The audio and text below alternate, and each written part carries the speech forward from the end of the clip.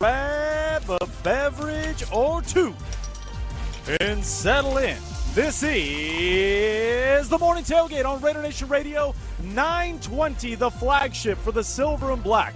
Vince Sapienza, Vinny Bonsignore, and Clay Baker coming to you live once again from Raiders HQ. Raiders training camp, all calm and quiet for now, but it will not be for long. This is the final training camp practice where we get the honor, the privilege, the enjoyment to be bringing you all the ins and outs, sights and sounds live. The Raiders will be leaving for Houston after today's session, getting ready for the joint practice with the Texans on Tuesday, all in preparation for preseason game number 2 on the schedule, Thursday night, 5 o'clock.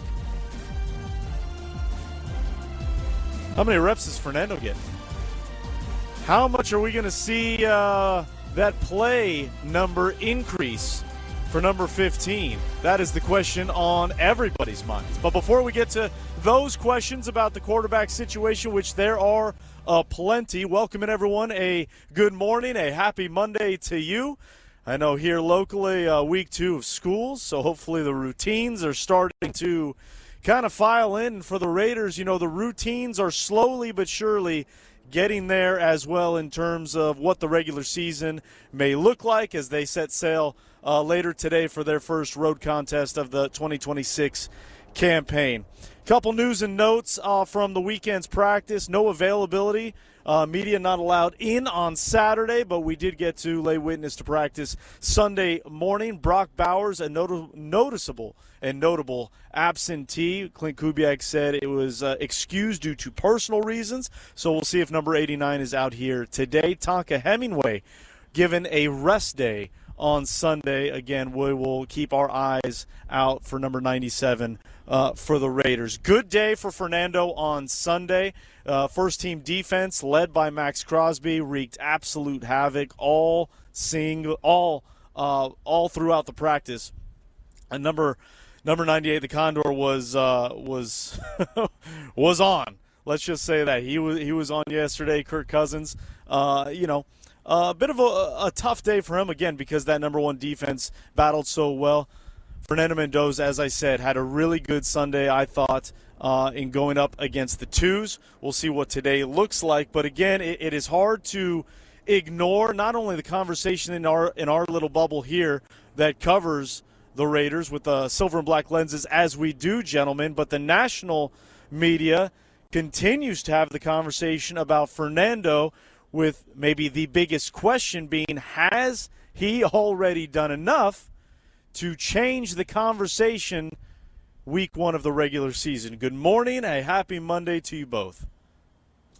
Happy Monday to you as well. And look, this was going to go one or two ways. We could have predicted that, right, going into Thursday, depending on how Fernando Mendoza looked. It was going to be one extreme or the other.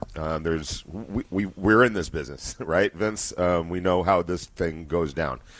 Fernando played bad. There were going to be a bunch of questions about his, validity as the first pick overall and his validity as the Raiders, the future face of the Raiders franchise. Or he was going to play really well, which he played more than well, in my estimation, and apparently by a bunch of other people, to all of a sudden start asking the questions, hey, hold on a second now.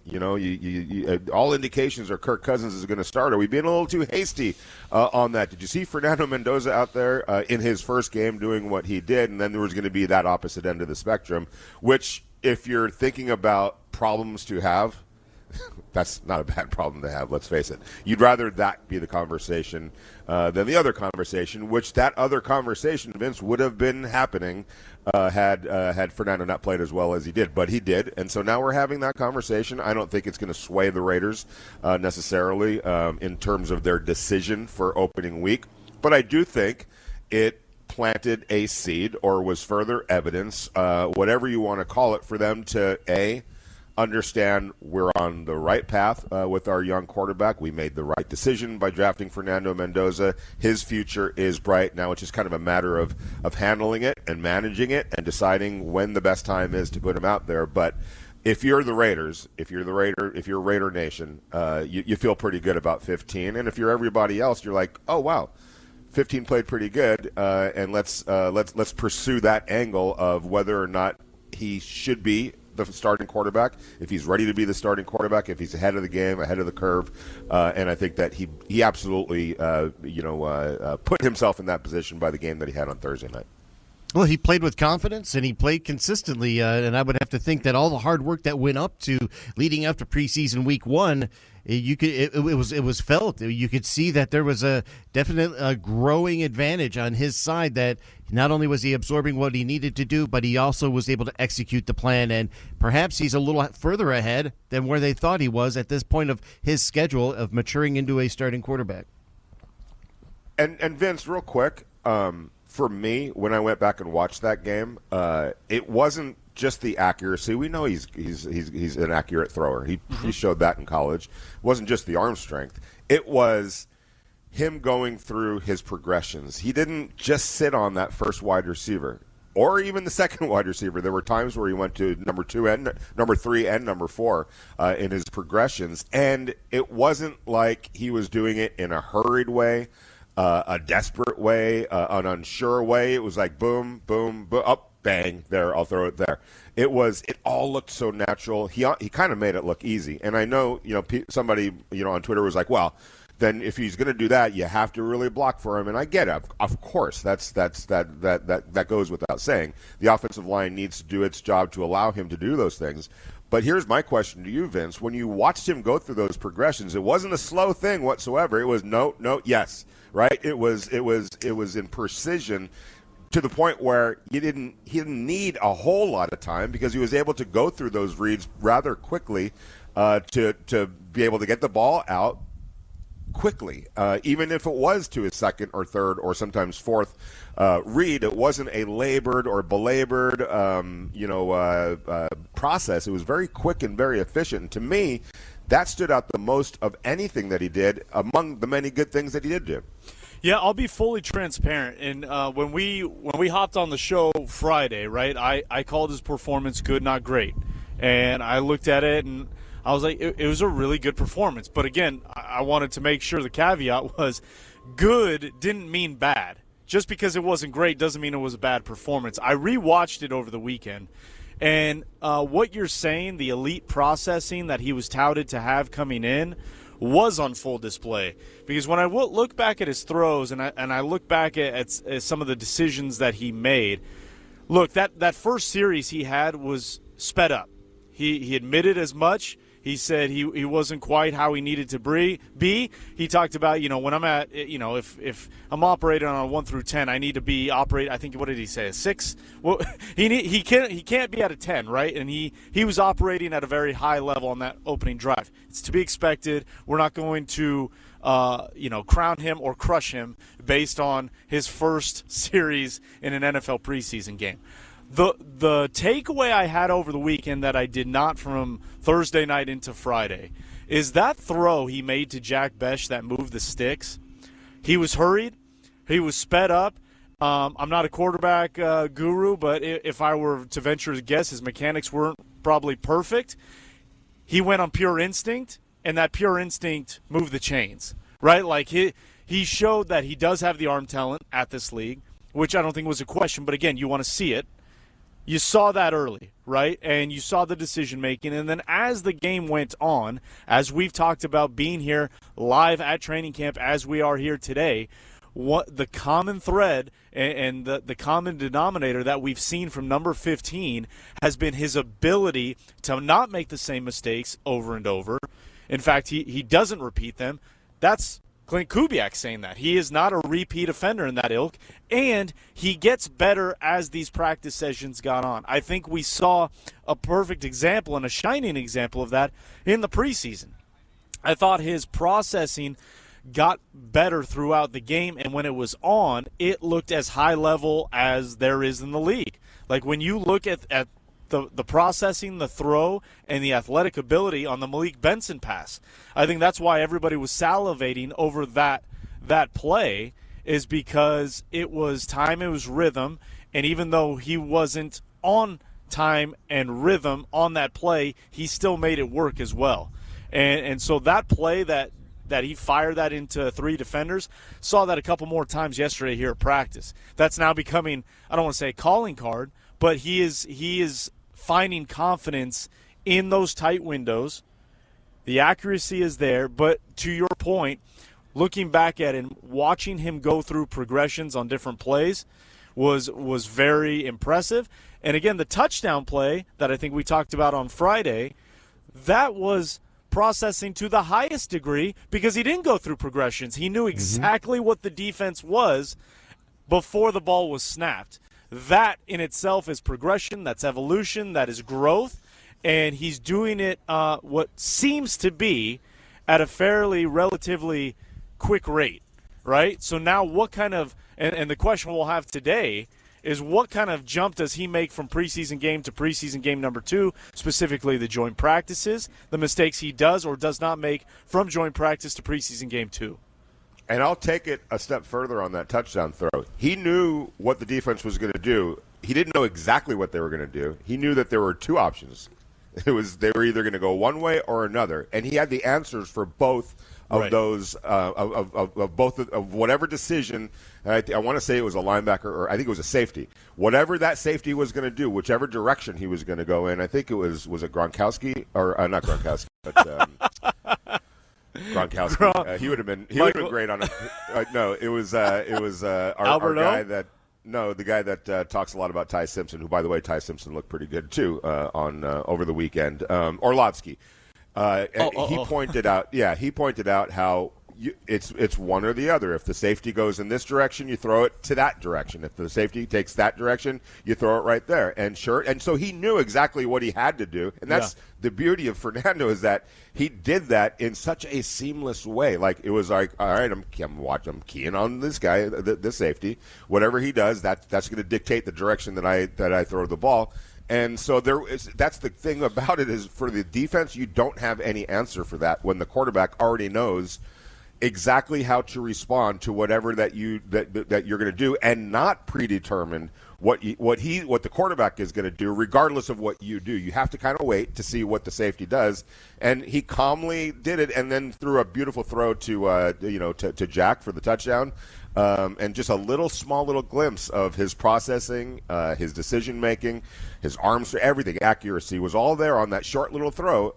But it spoke volumes about Fernando Mendoza and where he is right now. And the toughness was there on display too, because they get to the 4-yard line, play action. Mendoza is sacked for 8 yards.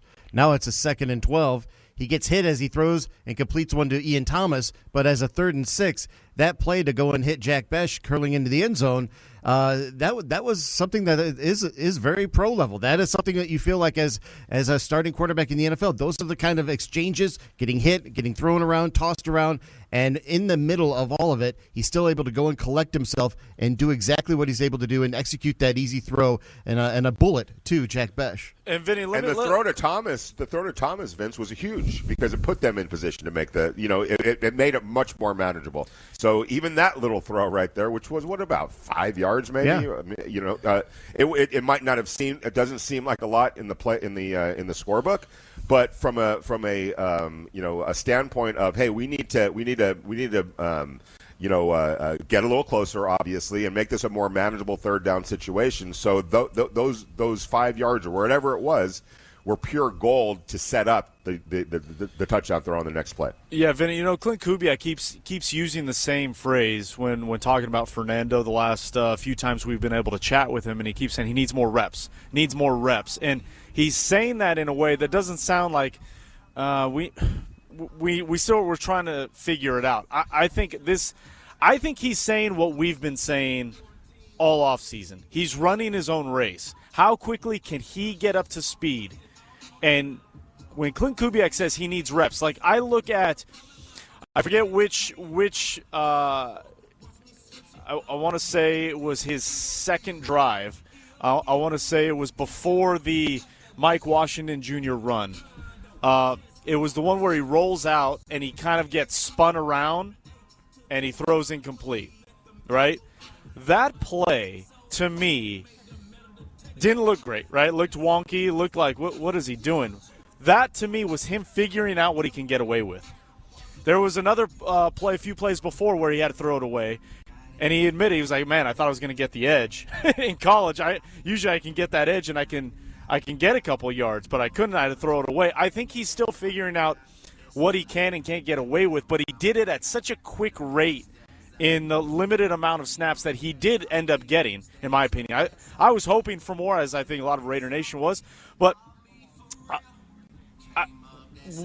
what I look at now is again, what does that jump look like, and what is that his ability of moving around in the pocket, right? Like, everybody wants to see him with Tyler Linderbaum in the first-team offense. I agree. Don't disagree. I would love to see that. But I also want to see, that I want to see him uncomfortable, to see how easy he makes it, right? And to that ilk, if he can make it look close, if he can continue to show out like he did and take that next step, it does change the conversation, and it might already have changed the conversation, at least internally in the building. Yeah, and here's the thing, and I don't want to start a big thing here, but what he was saying, Clint, is what we have been saying, and I've been kind of pounding on the table. I don't think you're going to learn that standing over on the sideline. I don't care. Oh, he could watch. He could do that. There's just so much you can do in terms of watching. Fernando Mendoza has been watching pro football his entire life, right? He's a kid that grew up watching football, and I know standing over there on the sidelines and talking to Kirk and all that is helpful. I'm not suggesting that it isn't. But at the end of the day, what really helps is exactly what Clint Kubiak just said, reps, getting out there and playing. That's the quickest, most efficient and truest way that players get better. It's not watching on the sideline. And I'm not saying he has to start regardless or else this is, a complete waste of time. I'm not saying that at all. But eventually, barring what we keep saying, magic run by the Raiders, eventually he has to get on the field his year one. This isn't the Chiefs when they drafted Patrick Mahomes coming off a 12-win season. It's not the Packers coming off a playoff appearance drafting Aaron Rodgers or drafting Jordan Love a few years later. Those teams had actual expectations, not just of making the playoffs, but in some cases winning the Super Bowl, right? This is not the case here with the Raiders. There's nothing you're necessarily sacrificing by saying, hey, we want to get our rookie quarterback, our first pick overall, on the field for that precise reason. He needs real reps. He needs to experience all of those things. What you just said, Vince, he needed to see, okay, this is a different level. And that was against second and third teamers, right? So it's even more pronounced in the regular season. We're talking about preseason football right now, where the defensive game plans you might as well be a peanut butter and jelly sandwich at a five-star restaurant. That's the level of intricacies that you're getting. He needs to get out there, not just during the preseason, but in the regular season to see what it actually looks like, to grow, to learn, to experience, to get better from all of those things. That's why I have been advocating, forget standing on the sidelines, get him out there on the field and let him get those live reps, as many as possible in his first year, and get this thing going. So, Clay, and Vinny, it begs the question, and it's an interesting way, I think, to phrase the question, but I thoroughly enjoy it. Did we see anything Thursday that makes you think he's not ready? Like, how much was left on the table that you're like, Let's define week one NFL season. To start. To be okay, but all right. That's the question, right? That's the question right now. I mean, before we get into what he is at the NFL level, like, he's got to win the job. And so, like, I think it's a fascinating way to look. Like, Thursday we saw a lot of good. Is there anything you saw from Thursday that makes you be like, no, it needs to be Kirk week one still? Obviously, there's there's still runway to be had. Joint practice tomorrow, week 2 Thursday of the preseason, week 3 against the 49ers at home. Right? Like, there's still plenty of runway and plenty of things to show the good. But was there anything Thursday that you're like, I'm just not sure this kid's ready for week one? Exactly. Right. In that little vacuum. Now, you can't have that conversation at the same time without having the Kirk Cousins conversation. And we're going to get to that coming up, 702-365-9200. Is there anything you didn't see from Fernando on Thursday that has you questioning whether he should win the job? Right. We're going to look at Kirk Cousins because, as I said, this is a coin. Two guys running a race, but it's one coin. For everything Fernando does, you have to look and see what Kirk Cousins did, and only had 10 plays. His 10 plays were pretty damn good. We'll continue the conversation on the other side, 702-365-9200. We want to hear from you. We'll open up the phones. We'll get to some of your texts. Alexa Belcastrom, News 3 LV, will be joining us here in hour number 2. And Danielle McCartan from The Fan. Man, Clay, it's been a minute since Danielle, she's here in person from Raiders New York training camp. Yeah, she's bringing all the New York flair and attitude with us. She'll be in the third hour. I can't wait. Yeah, so I'm very interested. Basically a fresh set of eyes here, right, at training camp. Her opinions, her thoughts on what she will no doubt see a couple hours into training camp. So it's all coming up. We want to hear from you in a big way. Fernando Mendoza is the talk of the town, and it continues to be here on Raider Nation Radio 920, the morning tailgate. Your thoughts, your calls next, but first. Hey guys, are you craving real Mexican food that's been doing it right for generations? Then it's time for Sal's Mexican Restaurant, a Central Valley tradition since 1942. We're talking about the kind of food that keeps people coming back. Stacked burritos, sizzling fajitas, legendary enchiladas, and of course, all those award-winning tamales that everybody's talking about. And here's the best part. Whether you're in Selma, Madera, or Fresno, Sal's has a location for you. Plus, Raider Nation, you got to listen up. Sal's is always about the silver and black. Whether it's game night, fight night, whatever, anytime, it's your spot. It's your go-to spot. But if you can't make it in, no problem. You can get Sal's delivered straight to your door wherever you are. Just go to salsmexicanrestaurant.com and place your order right now. They'll deliver it to you wherever you are. Don't wait. Don't settle. Sal's Mexican Restaurant. Tradition, flavor, and Raider pride. Served up fresh every single day. It was an invigorating experience where there's not many moments where you feel fully alive, and on the field is when you feel fully alive, especially in the NFL atmosphere. So I want to give thanks to that. It was great to get out there, get my feet wet. At first, especially the first drive, felt a little sped up because so much anticipation and excitement. However, I feel like my teammates around me protected me very well, and they helped slow me down. And I think it was a good experience. Raiders quarterback Fernando Mendoza following his NFL preseason debut.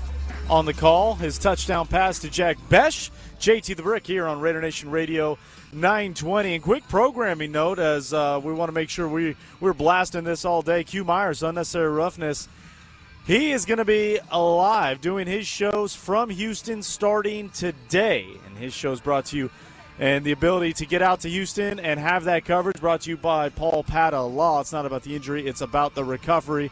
Great stuff is on the way, no doubt, from Houston and Q, and getting a look-see. Vinny, I know you'll be at the joint practice as well tomorrow.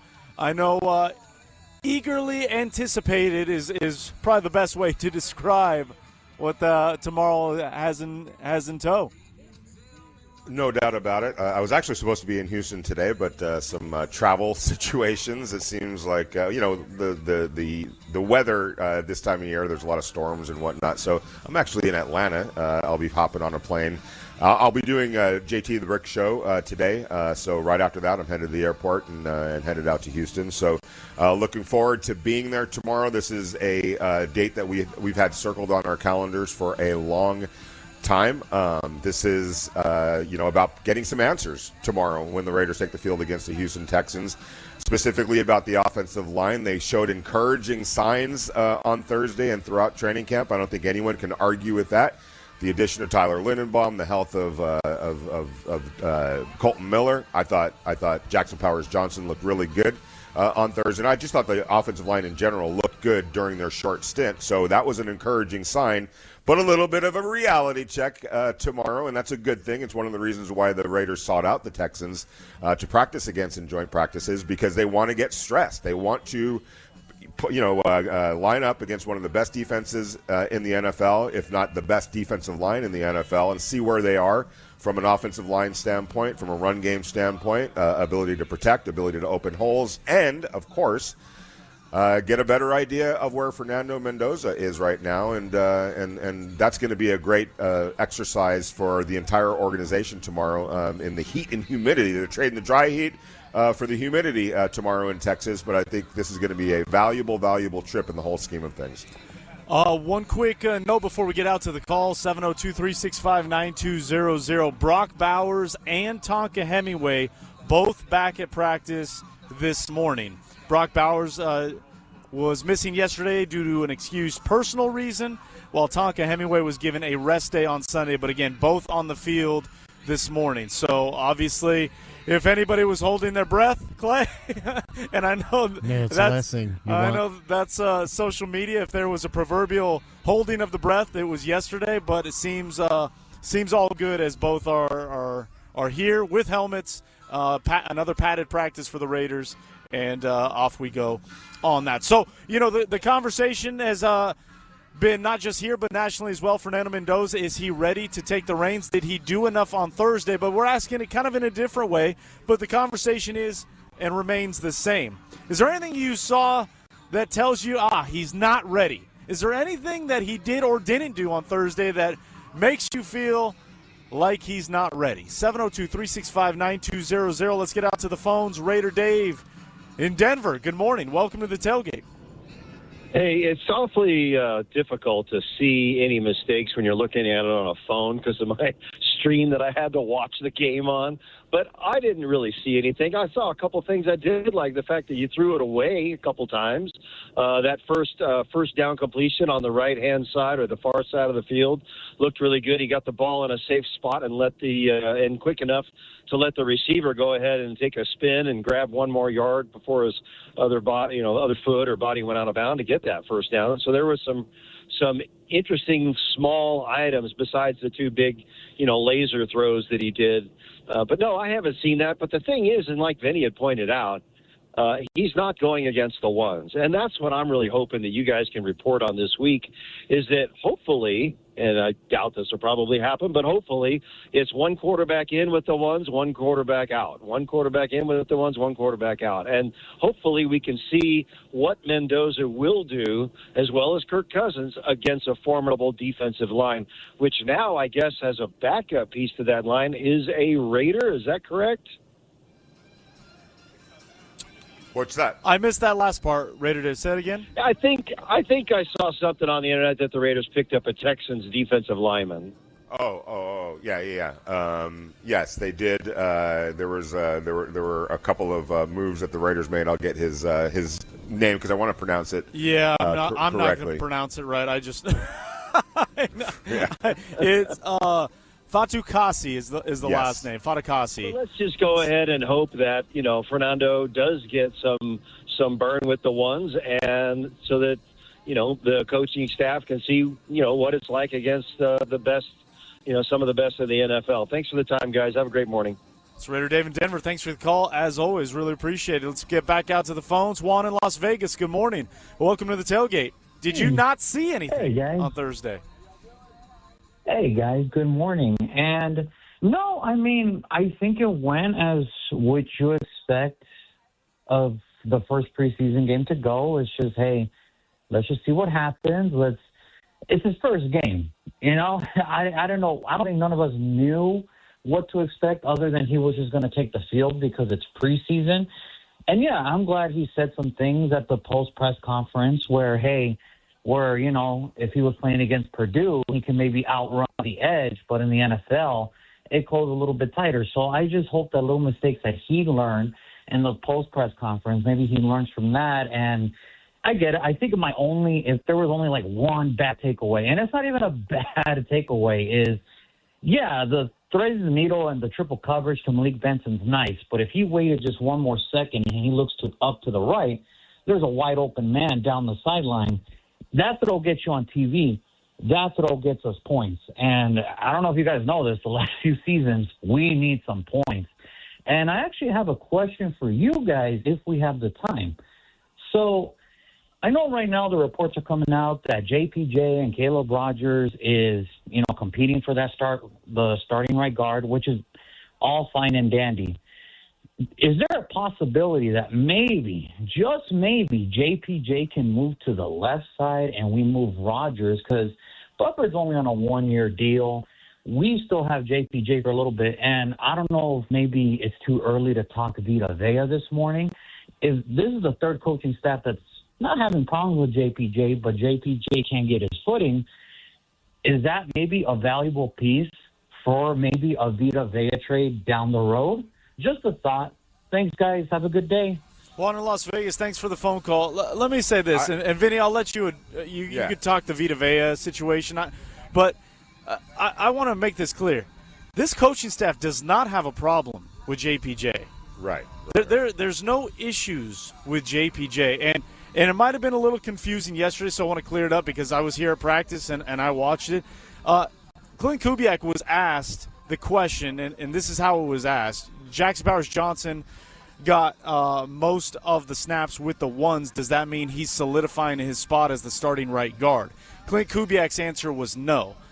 As somebody who sat here and watched practice, that is not how I would view it at all. There was a consistent and constant rotation again. So I don't think JPJ got most of the run with the ones. It was as even a split as you can in team drills here in training camp. So I did not see anything yesterday that was like, is somebody winning the job? It continues to be a rotation. So I wanted to make that clear as well because I knew that was going to get brought up at some point this morning. The rotation continues, the competition continues, and both are playing, I think, pretty well. I think Jackson Powers-Johnson put on some good tape during that preseason game, as did Caleb Rogers. But again, neither separated themselves enough. So, there you go. The competition continues. I don't doubt it will continue this week. Yeah, and a couple things in terms of moving JPJ to left guard. I don't see that happening, not this year anyway. They like Spencer Burford. They signed him for a reason. They really value his understanding and experience in this type of an offense. They feel like he's a real good fit for what they're trying to do. And I don't think there was anything that you saw on Thursday to contradict that or challenge that whatsoever. I think that this is a very, it's the right guard position is still open. I think Jackson Powers-Johnson is going to win it. But, hey, let's give Caleb Rogers some credit here. Sometimes it's not always just one guy's not playing well enough. Sometimes it's another guy's playing good too. So I think that's exactly what this is. I think that's and to the point of Burford, to me, this isn't a Kappa situation from last year where they signed not at all. A guy like Alex Kappa because they needed somebody. I think they sought out a guy that fits them extremely well in what they want to do. Again, experience with Kubiak,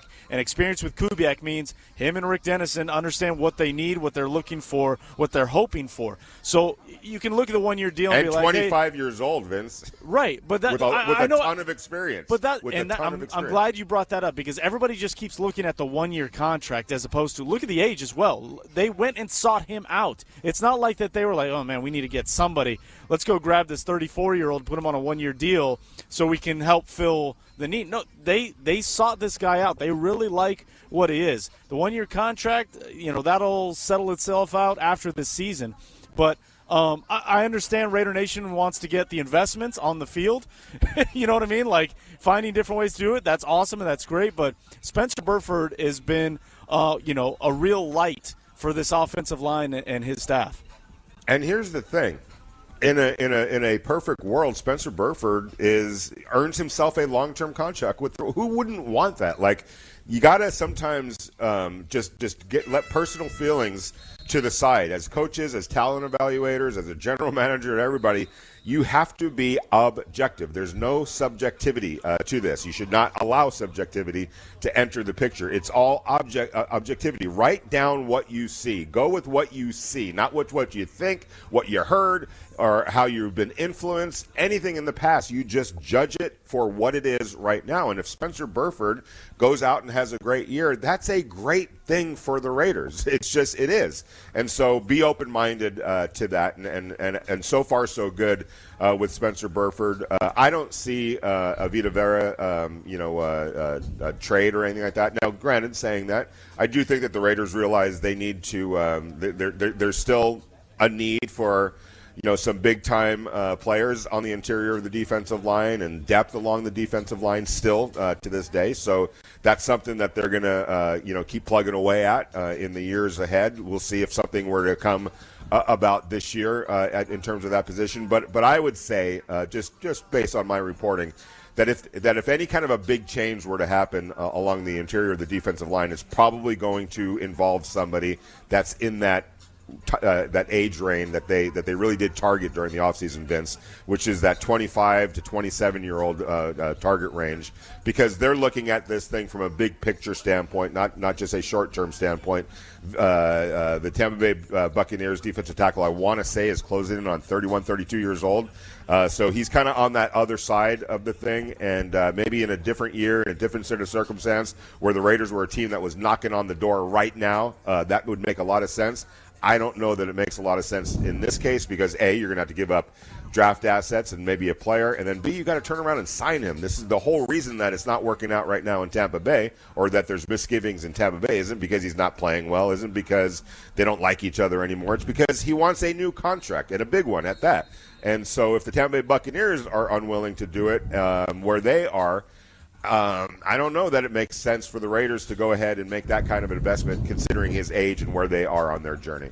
702-365-9200. We'll get back out to the phones, get to you some of your texts coming up. We'll have the conversation. Did Fernando show you anything that tells you he's not ready? Was Kirk's performance so good that it doesn't matter? We'll have that conversation on the other side. 702-365-9200. It's the Morning Tailgate, Raider Nation Radio, 920. Play action. Fernando looks down the middle. Nice. Benson catches it around the 40. Great play action by Fernando as he throws a strike right down the middle of the field. That's exactly where it needed to be, too. There's in between the coverage. Ball comes out of his hand really nice. That's a really good throw. That's a tight window. He felt it and got it out with one hitch. I mean, that's exceptional, really. Those are the throws you got to make. You're not making those throws in college. That's an open window that he's going to have to get comfortable with, and he will. I think his setup with Cousins there, learn from him, sit back and watch, really couldn't have been more ideal for his development and coming along. That's Kirk Herbstreit on the Pat McAfee Show, talking about one Fernando Mendoza. You just heard the pass to Malik Benson, Raider Nation Radio 920. So let's have this conversation now. For all the talk of Fernando, and rightfully so, the two races being run independent of one another, it's hard to ignore the efficiency and how good Kirk Cousins looked in those 10 plays with the ones, Vinny. So when you look at this conversation and competition that will be, and as Fernando continues to make the jumps, how do you, balance that out with, how crisp, how good, and again, efficient, I think is the right word, with Kirk Cousins and how he played in limited duty? Yeah, it's such a tricky, in some ways it's complicated, and in some ways it probably isn't, right? Because I just literally just texted the general manager. I said, hey, look, when you guys are sitting around talking about a young quarterback and you ask the question, is he ready? Don't you have to ask or determine ready for what? Ready to not go out there and embarrass himself? Ready to lead us to the playoffs? Ready for the next step of his development to actually get on the field? Like what are we talking about in terms of what's ready? I need to know what that means, right? Because and the reason I ask that is because if you're the Raiders or anybody else in this kind of a situation, and you're looking at Kirk, and maybe this is what it ultimately comes down to them to start out with. Who gives us the better chance to win some football games right now, right? And is Fernando ready to be better than Kirk in that situation? And that's where it's a little bit clouded for me, because I don't know how you can sit here and just make that declaration when Fernando has never even taken a snap in an NFL game. Kirk has, and for that reason, he's probably more prepared, should be more prepared to go out there and help you be a little bit more competitive, maybe a lot more. I don't think it's going to be a lot more competitive, but slightly more competitive than a Fernando Mendoza. So I'm anxious to find out what that answer is. When you're sitting in that room, Vince, and there's 10 people in that big oval, sitting at that big oval table, giving their opinions on what should we do here, and ultimately it's going to come down to Kirk, or Clint Kubiak's decision. But at some point, you got to define, all right, what is it that we want him to be ready for right now, and then let that kind of guide your decision. But it's complicated for me because I don't know This isn't, again, the Packers. No, Aaron Rodgers wasn't ready to lead them to the Super Bowl like Brett Favre was at that stage of his career. No, maybe Patrick Mahomes wasn't, even though I look back and I'm like, maybe there was an opportunity lost by the Kansas City Chiefs that year. Maybe Patrick Mahomes was the better quarterback than Alex Smith, even as a rookie. So, that's a separate argument. But at some point, you kind of have to ask that question of, we get it, Kirk Cousins is ahead of the game. He's got 13 years in the NFL. He understands this offense, so theoretically he should give the Raiders a better chance to be competitive from week one. But is that what we're thinking about when it comes to Fernando? Is that the edge, or is that what we're going to lean toward, rather than, hey, what's the best thing for Fernando's development and how quickly he can be somebody that can, be the leader of this football team and somebody that we can confidently say we're going to be going to special places with Fernando Mendoza as a quarterback. And I feel like the only way you get there is by actually playing him. Well, and let's zoom out for a quick minute. This is a great problem, right? Like this is a great problem for the Raiders, because we're having this conversation because Fernando showed himself very well on Thursday, right? Like we're having this because he looked good and because Kirk Cousins looked very good. I think the answer to your question as it stands here on August 17th, 2026, probably the best quarterback is Kirk Cousins. And I don't think that's really up for debate today. Now, what does that look like week one of the NFL season? What will that look like week 8 of the NFL season remains to be seen. But so the question you ask, what are we getting him ready for? What is he getting ready for? Only those in the building can really answer that. But I can tell you, listening to Clint Kubiak, how he's gone about his business, what he said, things of that nature, they're here to win, right? And they're not going to prop one player up and beholden to the rest of the team. Every time Clint Kubiak gets asked about Fernando Mendoza, he talks about the quarterbacks. Anytime Malik Benson gets asked about a specific rookie, he talks about the entirety of the rookie class, right, Clay? Like, he's talking. It's on everybody. He refuses to just single anybody out. Yeah. And so that's why, and we all understand the big picture. That's the other. It's like the elephant in the room. We all understand he's the guy moving forward. But right now they're not going to treat him as such, and they're not going to put him in a position to where if he is not the absolute winner of this quote-unquote battle, he's not going to be the guy. And at some point that may change, right, depending on circumstance, whether that's in season or not.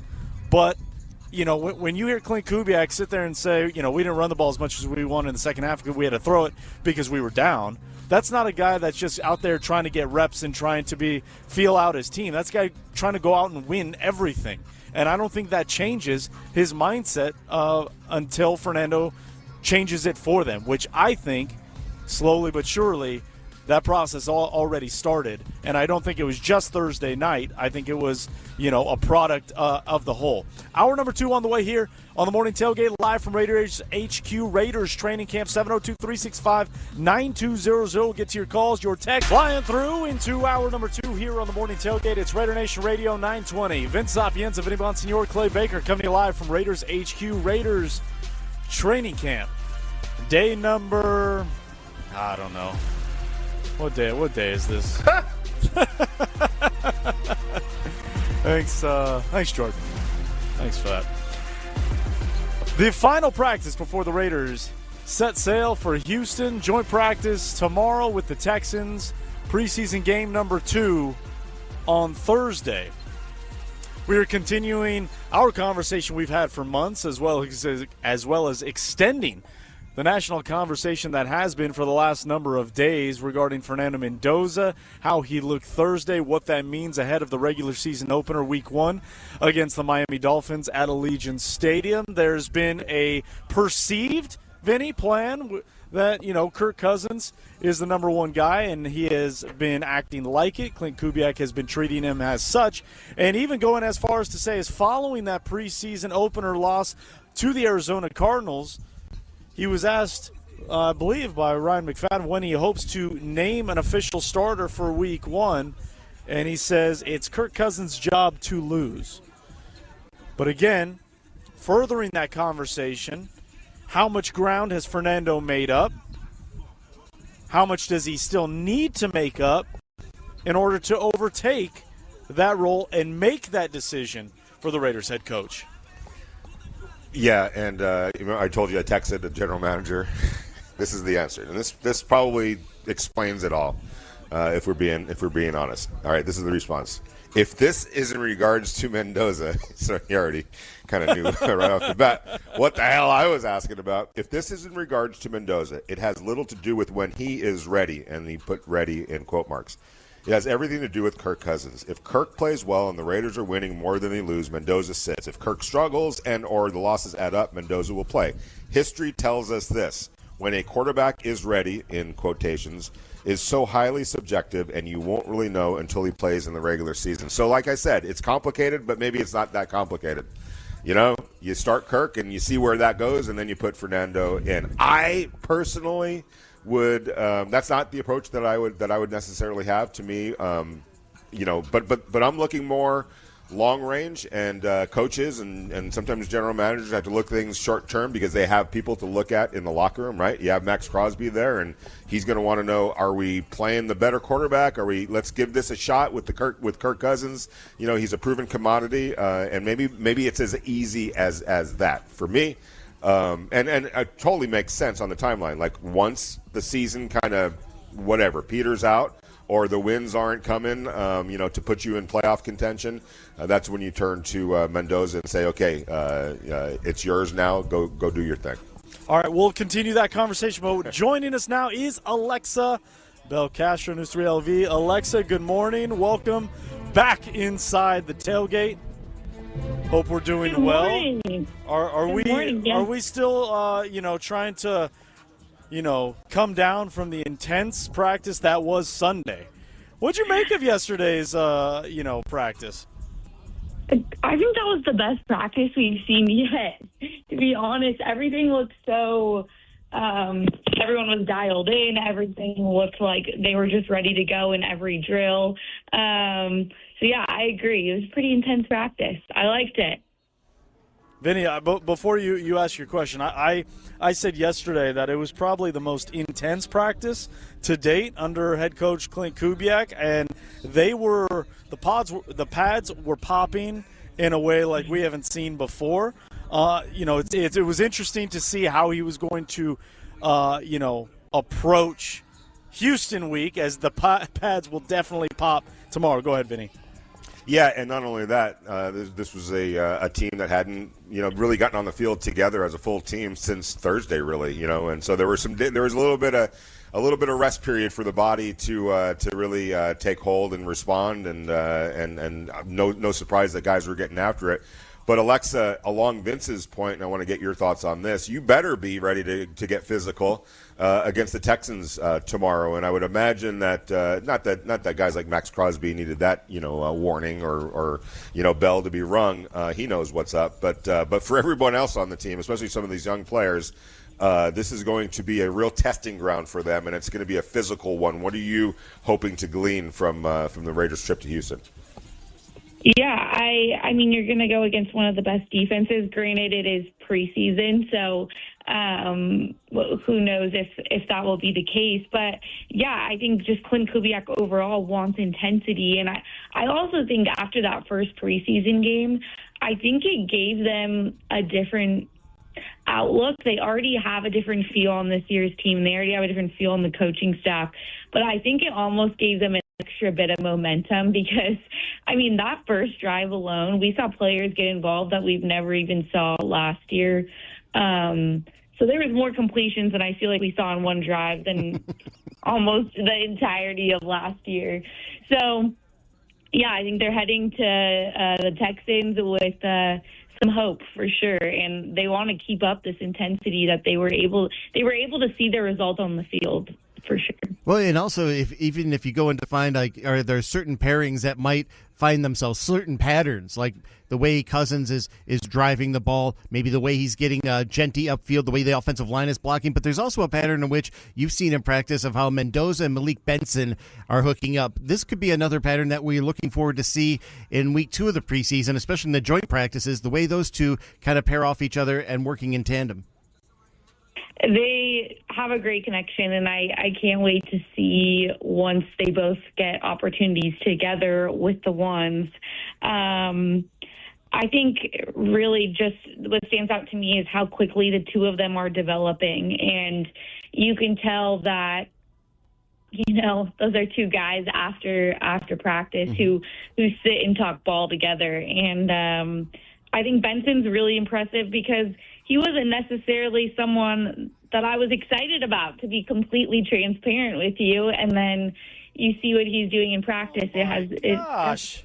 I'm going to be honest here, So he's proven us wrong, or me at least. Unbelievable. I love the honesty. Unbelievable. That is, I'm going to tell Malik right now. Hey, 19, come Don't here. We're talking to Alexa Belcastrom here on the morning tailgate. I want to stay at the quarterback position, though. And, after a few days to kind of not just reflect, but to, look at the tape and really kind of take in everything that Fernando and Kirk did against the Cardinals. Again, we understand the context that it is. But let me ask you this. Is there anything that Fernando did or didn't do that makes you think he's not ready?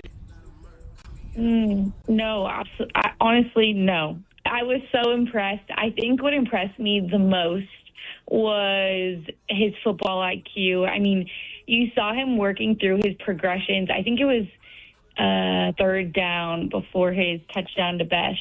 And he got 3 different looks in his progressions. For a quarterback to be so quick as a rookie to get all those looks in and make the right call, I just thought that's why they chose him, because he knows football. And like Tom Brady, his football IQ is always going to be ahead of his athleticism per se. And I think that's what you saw. Yeah, I completely agree. So the offensive line, I thought, from collectively, even when the reserves came in, I thought had a solid showing on Thursday night. How pleased were you with how the offensive line played on Thursday? Yeah, I think obviously big improvement, and we saw a great run from Mike Washington. We saw a run from Genty. I think that just goes to show you the running backs are going to be able to get involved this year, and that's a huge progression and something that we need to see happen, especially in Clint Kubiak's offense. In addition to that, I loved your interview with Jack Besh, the one-on-one you did. What kind of game do you think it had for him, to not only to get a touchdown, but for him to actually also be a part of this offense and to show that he belongs here and he belongs to as a major name in that wide receiver room?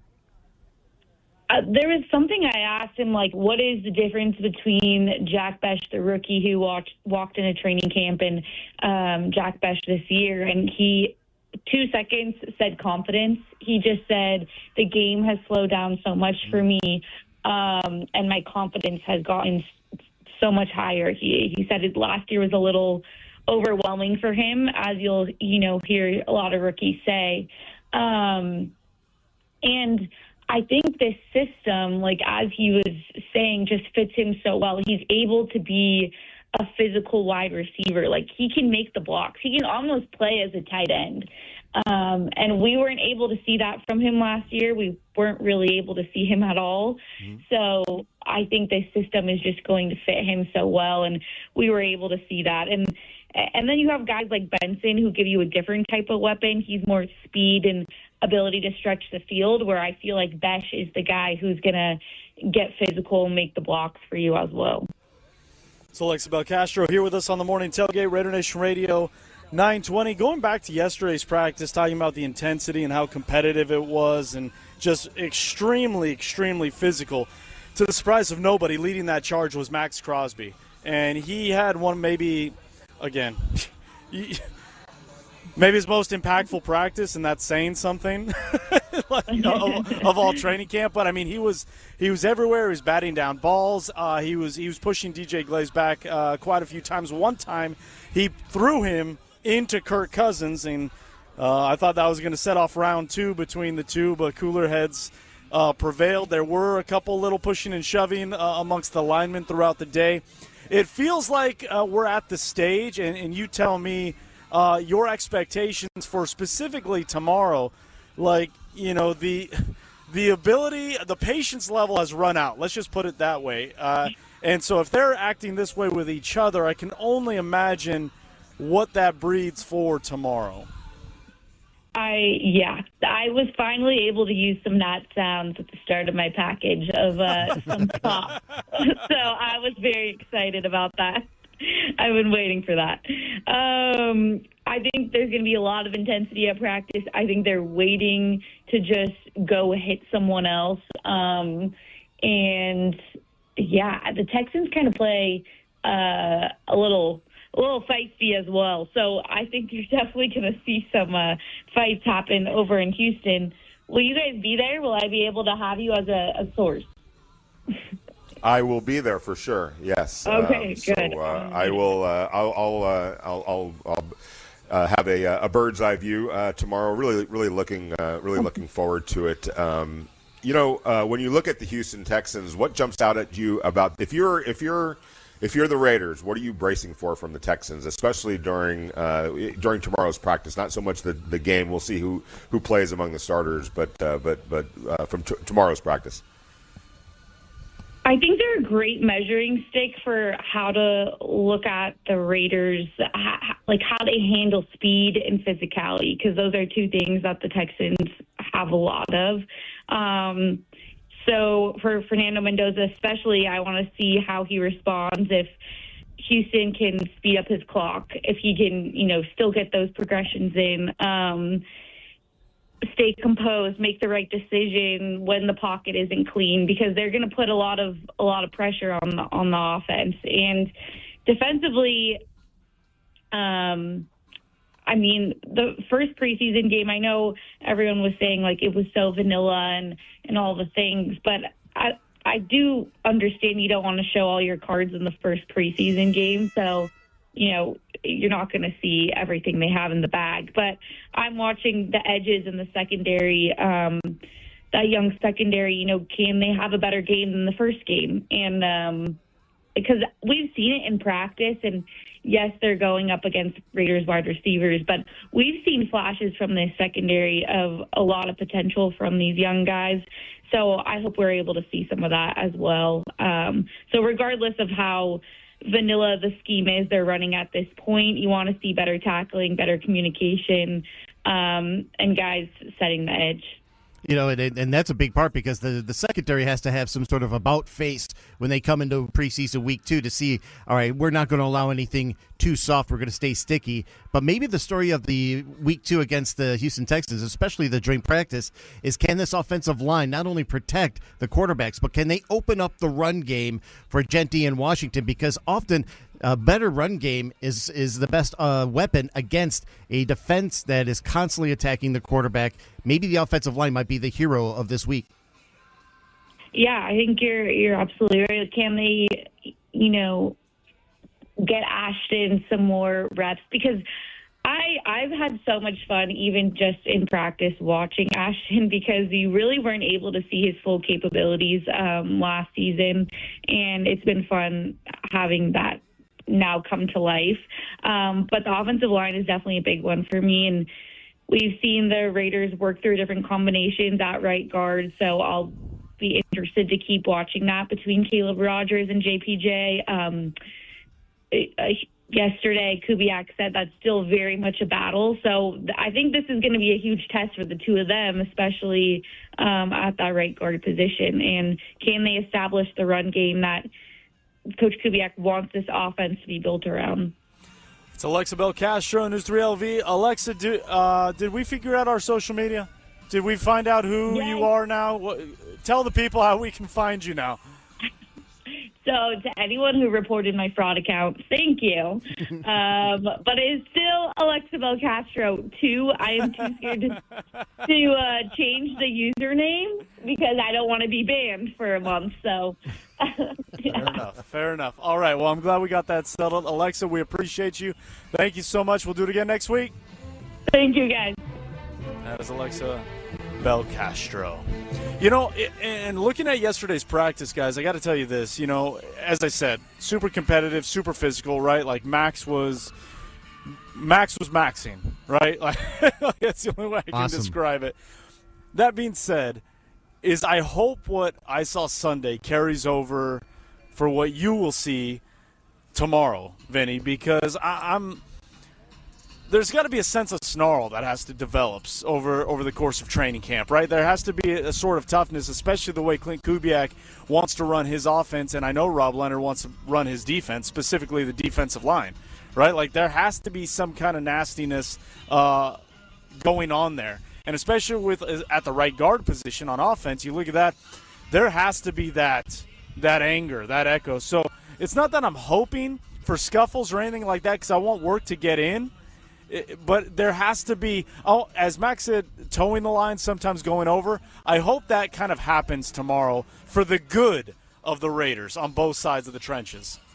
Yeah, when I was up in Santa Clara for the 49ers against the Titans joint practice, before they took the field, they were kind of in their individuals, and one of the 49ers safeties, brought his group together. It was the entire secondary, and they made a circle around him. And I was fortunate enough, I was just a few feet away, heard everything that he said. I can't really say exactly what he said. Right. We are on a family radio show here. But the gist was, hey, guys, they're coming here to try to show us up, and we're not going to let that happen. That's not going to happen, not here, not today, not against them. We are the 49ers. They are the I mean, it was literally, I'm not going to say they were getting ready for a fight, but they were getting ready for something, that you had to be prepared for, and they're going to come bring it, and it's on us to make sure that doesn't happen. Not today, not here. It was great, man. I wanted to actually run out on the field after hearing this. So yes, without question, there is so much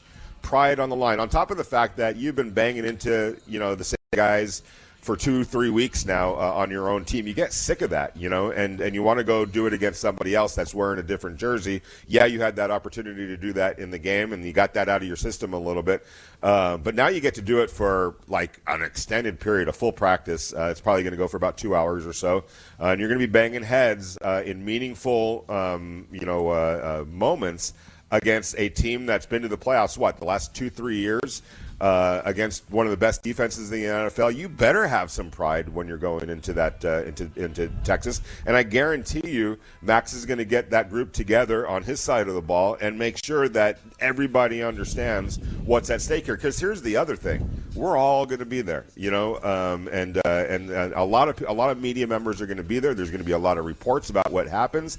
This isn't just about a game on Thursday. It's about what took place between those lines for 2 hours or so on Tuesday. And so everybody's going to want to put their best foot forward. And I love that. I love that competitive spirit and that competitive nature. And I would expect that there will be some scuffles. I've never been to a joint practice where that didn't occur. Hopefully it doesn't go overboard because, and honestly, we do laugh about it, but it drives coaches up the frickin' it pisses them off so much. The 49ers have a rule. You throw a punch, your ass is out of practice. Go, leave, get out of here, or at least go on the sidelines. I don't need you wasting my time here. We're trying to get something done. And, you want to show up on SportsCenter and all that, do it on somebody else's time. You're not doing it here. Yes, it will happen. But it can't get overboard where the whole practice gets sabotaged. That's not what the Raiders are going to Houston for. That's not why the Texans are bringing the Raiders to Houston. It's all fun being the tough guy and our team's tougher than you. Show it in a football sense, not a fisticuffs sense. I laugh because has there ever been a joint practice where there hasn't been something? That's why I laugh, because it's inevitable. But it is why Vince they stopped doing the back-to-backs, because the second one I wrote in my story from the Bay Area, where that second one turned into a mini version of SummerSlam, and the only thing that was missing were folding chairs and entrance music, because by the time it got to about 10 minutes into practice number 2, everybody's pissed off at each other, and they're just wailing on each other. Well, so, after day one, that's where they start saying, that's where they're looking at the film, be like, did you see what 93 just? He is owed a receipt those kinds of things. So, yeah, it makes sense. All right. There's a couple of guys on the Raiders that Sean McVay told me, he goes, I'm never allowing my football team to take the field in a joint practice as long as I'm not going to give those numbers. Yeah, I got a pretty good guess. Pretty well. I got a pretty good guess. It's like, we're never going to do that as long as those two idiots are on the team. I feel if that was Who Wants to Be a Millionaire, I'd be a millionaire in about 10 minutes' time. I'm sure you would, man. I feel good about that one. 702-365-9200 is the number. We're going to open up the phone lines one more time. We're going to get to some of your text. Did Fernando Mendoza do anything or not do anything that makes you say, hey, don't think he's ready? We want to hear from you. We're continuing the quarterback conversation live from Raiders training camp. Raiders HQ, it's the morning tailgate. Raider Nation Radio 920. Enough for a first down, and this is what we've wanted to see from Jack Bech. Be that possession receiver on third down, EA, and he comes through and makes a big catch for Fernando Mendoza. Oh, Jack has it. He risked his body and, made a great catch. The offensive line made great blocks, and it was great. I actually didn't realize that was Jack's first touchdown, and evidently, hopefully, and looking forward in the future, him scoring many touchdowns in the regular season. JT the Brick on the call, Raider Nation Radio 920. Fernando Mendoza talking about that touchdown pass, and I think Fernando learned real quick that it was Jack's first touchdown after Jack was not giving up that football. Welcome back, everybody, inside the tailgate, 702-365-9200. If you're wondering why it sounds like I'm at a rock concert, that's because we are back in red zone drills for the Raiders and team drills, and specifically goal line situations, and obviously trying to mimic the crowd noise that will come in Houston, first road contest of the 2026 campaign. And, despite the number one offense having a bit of a struggle, I would say, on Sunday, Vinny, they have come to play today, scoring a couple touchdowns early on the number one defense. So, the back and forth, the seesaw battle that is, I think that's what you want to see if you're Clint Kubiak now on that particular day. While you're loving the offense, maybe you're not loving the defense, but the yin to the yang was yesterday. And as we've said many times, covering many training camps for the Raiders, we haven't always been able to say that, right? That it's been a back and forth between the offense and defense. Offense wins a day, defense wins two, offense comes back. It's kind of been one-sided in years past. So if there's a silver lining being here at training camp, and, unfortunately this is the final training camp we'll be able to broadcast live from just due to schedule, we have seen a pretty significant back and forth between the offense and defense ones and twos. Well, I'll say this. After Thursday's performance by the defense, they needed a little bit of a response. So I'm glad they did that on Sunday because it wasn't a good night for the defense. There's no way to sugarcoat that. 5 straight scoring. It wasn't just the starters, obviously. Not gonna go there or anything like that. But from a collective sense, the defense just didn't play well. We all understand that, the game plan wasn't what it's going to be during the regular season. But that's really no excuse not to go out there and make plays. I thought it was a great learning experience for the defense, and I would imagine they had some pride on hand on Sunday, and a chance for them to answer back a little bit. I know it wasn't the Raiders' offense that they played against on Thursday, but they wanted to put a better showing at that out there, and I like that. I like the pride that they showed on Sunday, coming back with a strong day, and obviously the offense is responding as well, and that's how it should be in training camp. Yeah, and again, Max played as if he was on the field Thursday, which he was not, but he played as if he was pissed off, and as a representative and leader of that defense, they showed yesterday, again, teams in the midst of red zone drills, they're at a part of the field that's tough to see, so hard to give any play-by-play, but in the meantime, we'll continue our quarterback conversation. Did Fernando not show you anything from Thursday that leads you to believe he should be the guy starting week 1? And if he's not ready, when do you think? What is he going to be ready for? It is a layered, complicated, as you said, Vinny, question, and I agree with you. It is fascinating to see how the organization, and really only the building knows, because you have to have the macro view, right, of realistic expectations for the season, while also not waving the white flag in any sort of manner either, right? Like, the goal is to go out and win. Today, on August 17th, Kirk Cousins is that guy. But Fernando's going to be that guy at some point. When does it happen? When does it need to happen? What does he need to do to close the gap? Out to the phones we go. Raider 66, good morning. Welcome to the tailgate. Hey, good morning, guys. How you doing? Great. Good, thanks.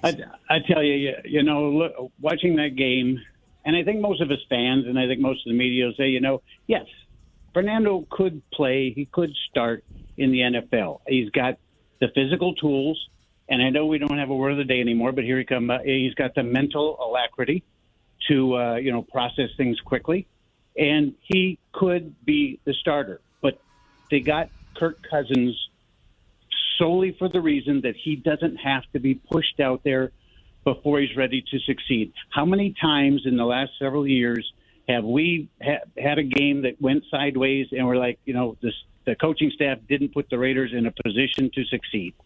The Raiders right now are looking to scrap that. They want to put this guy in the best case scenario. It's like we're talking genius level stuff here. It's like masters in chess, the little nuances that help you win that match. That's what Kirk has over him right now, is that experience. I liken it to a military pilot. They go through hundreds of hours of training. That's training camp. They go through hundreds more hours in the simulator. That's film work. And then they become the wingman or the co-pilot before they're put in a position to be in an active combat sortie. That's what Mendoza is going through right now. He can do it. He's got all the tools. He can do it, but he doesn't have to. And they want to make sure he's ready. All of those genius level movements that he's ready for before they put him in. There's not really a hurry. Everybody said, this is a season to lay the foundation. And that's what they're going to do. They're going to stick to it, and that's why Kirk Cousins is there. Now, Kirk will be out there. I don't know if it's one game. I don't know if it's 4 games. I don't know if it's 13. But at some point, Fernando is going to have that, mental sharpness along with his physical tools. I mean, you saw those throws on Thursday. My God, those are lasers that not too many people can do. He's got the ability. But it's those small little nuances that a fighter pilot needs, that a quarterback needs. I mean, a quarterback, you're looking at a guy who is going to throw an out pattern. So his throw is the hypotenuse of that triangle. Now, in that thought process, he has to look at what is the speed that I got to get it there, what is the angle I got to throw it, and then I've got these big guys that are jumping 10 feet tall ahead of me that I got to loop it over them. All that processing, just takes a little figuring out. So let's, chill a little bit. He is going to be great when he gets in there. We just want to make sure that when he gets in there, he has all of the tools to be great and bring the Raiders back to where we need to go. Thanks for the time, guys. Thanks for allowing me some, whatever nuances. And let's go Raiders. 66, thanks so much for the phone call. It's not that I disagree with anything 66 said, but the nuances he's talking about, I think he needs to be out there to get those nuances, to be able to, again, kind of what we were talking about at the start of the show where, he had to learn what he could and couldn't get away with. Like the processing and thing was already on full display.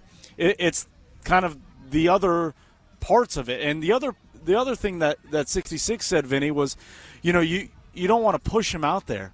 Well, that's kind of the question we're asking. I think if you put him out there, I don't think you're pushing him anymore.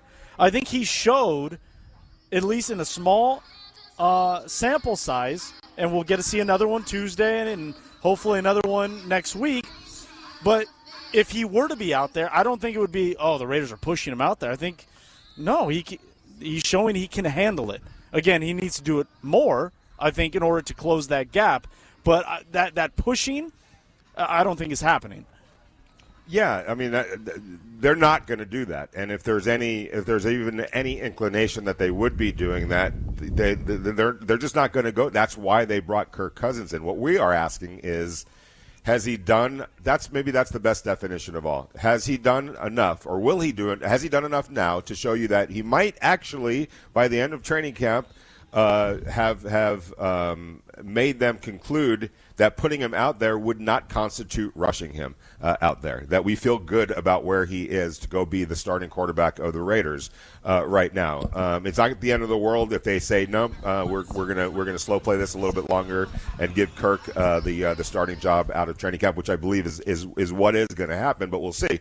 That's the question that we're asking. It is, has he done enough where you're like, it wouldn't be rushing him to put him out there?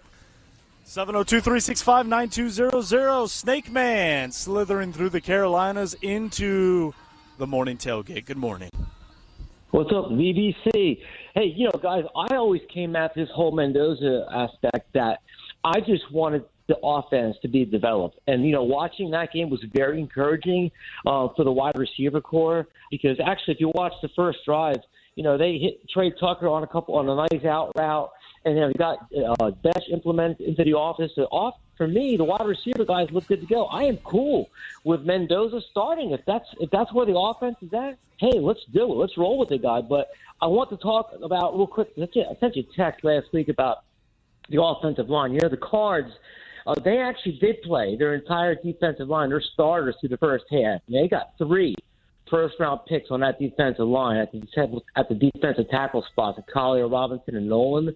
So I actually think that the number 2 for the Raiders, primarily Caleb Rogers, played pretty well, and Zune as well, right? The tape shows that as well. But Burford, I told you guys, I watched that first drive. I watched each play, and I watched 5 times, and I watched Burford on every one of those plays. And he was getting work. Now, this is some flowers out to Robert in, I think, San Jose. We disagreed on the whole Tyree Wilson thing about a year and a half ago. But, Robert, I know you're listening. You probably got something here with Burford, because even Marcus, and Matt were talking about this on the tape, don't lie. He does not look like he has a good enough anchor and pass pro, but whatever. It's one preseason game, but I'm just saying, just keep an eye on that position, because I could actually see either Rodgers supplanting in there at that left guard spot. One last thing, the Raiders secondary, they definitely got work, but I want to just give you guys the Cards starting and actually their backup, their average wide receivers on that core of that team. 6'2", 210 pounds. They actually exposed the Raiders' lack of size in the secondary a little bit. Now, look, they're not going to be going up against that size receiver core all year long, but I'm just saying, they kind of muscled them on a lot of those throws there.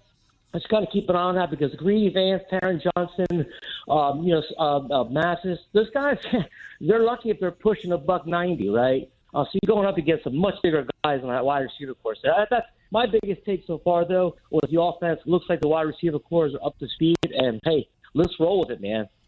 Snake Man, thanks so much for the call. All right, couple things there. I'll just stay on the secondary. I don't think the issue with the secondary was size on Thursday.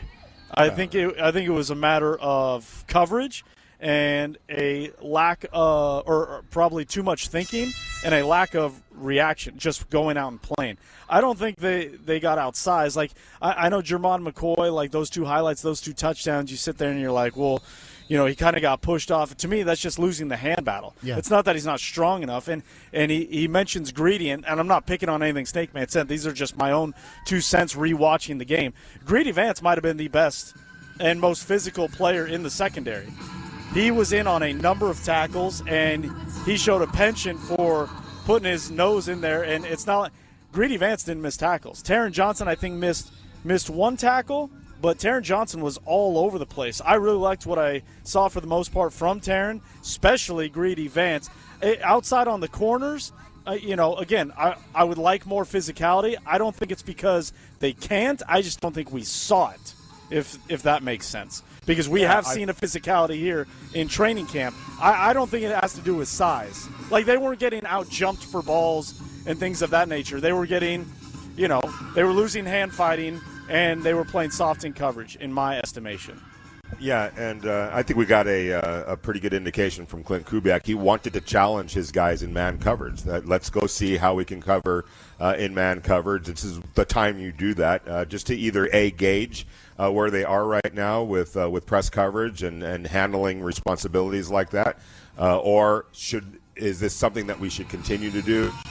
Should we look to do more zone? Whatever the case might be, it was a great learning tool for Clint Kubiak and the defensive staff to put guys in that situation. And in a couple of those situations, it didn't turn out well. But everything that happens right now is something to learn from, and whether it's good or bad. And I think to your point, I didn't feel like it was a case of a size or anything like that. It was just, for me, it was more like you said. Some handwork, which is technical and fundamentals and things like that you go back and watch the film. And a lot of times the answers are pretty easy. And in this case, that should be what's encouraging, is it's not this or that, because we'd have a problem if it was. It was really just, hey, you got to be more cognizant of the fundamentals. I know the bullets are flying out there, and sometimes it's easy to get ahead of yourself or whatever, or get out of sorts.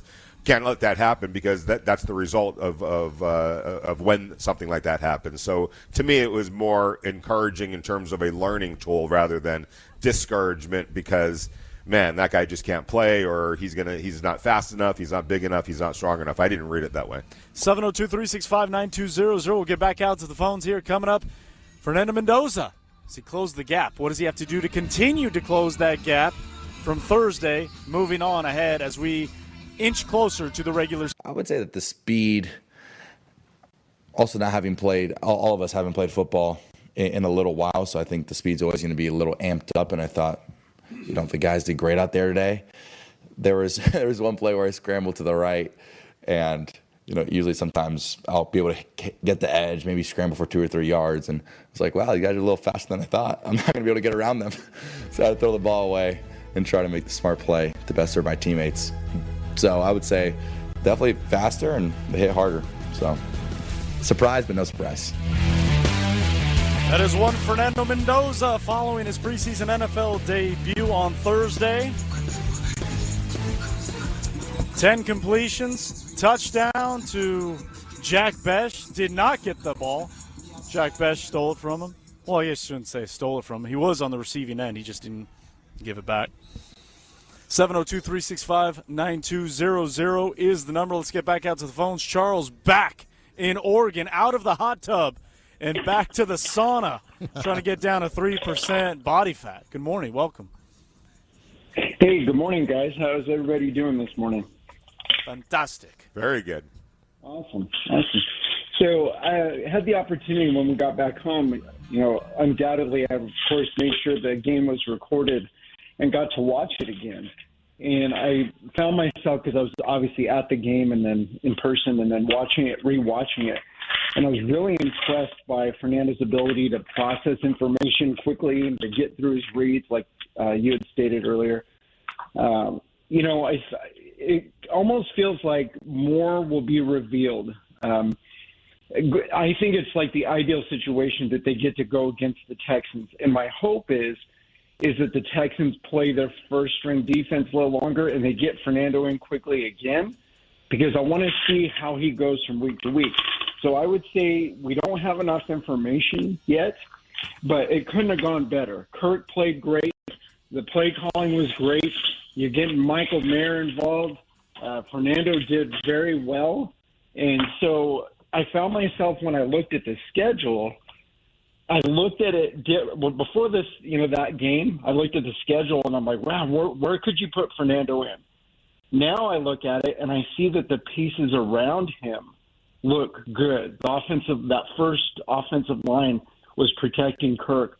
And I look at the schedule now and I'm like, you know what? I think you could put him in a home game, and I don't care if it's that gauntlet in October. I think he could do well.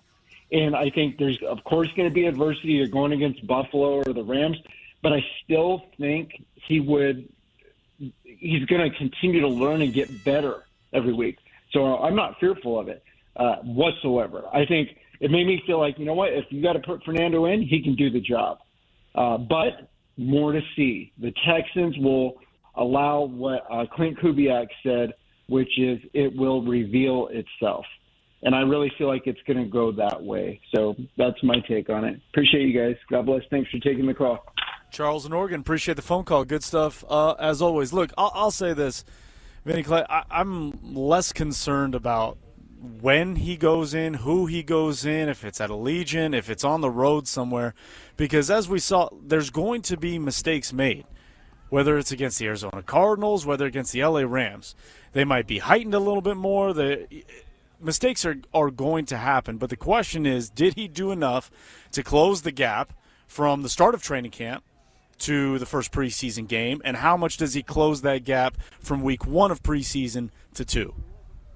Yeah, and I think the more I interpret that response from the NFL general manager, for me, there's clarity and things get more simple, and that is the fact that if you just said it, there's going to be mistakes, right? And so I think from that general manager's perspective, and what the Raiders might be thinking is, well, let's have those mistakes occur when the season's basically, when it's the winning didn't happen with Kirk. Kirk didn't play well enough. This is kind of where we are right now this year, and so let's get him into some games where, you know what I'm saying? Like, it's not, the playoffs aren't a possibility or a realistic goal anymore. Let's see if we can get that with Kirk to start the season. We owe that to everybody to see if the veteran quarterback can put us in contention for a playoffs. But if that's not happening, now we're into the not meaningless, but let's make these games that don't matter anymore in terms of the playoffs meaningful for the development of Fernando Mendoza. And maybe that's as simple as we should make it. Or as difficult as we should make it, I guess. Right?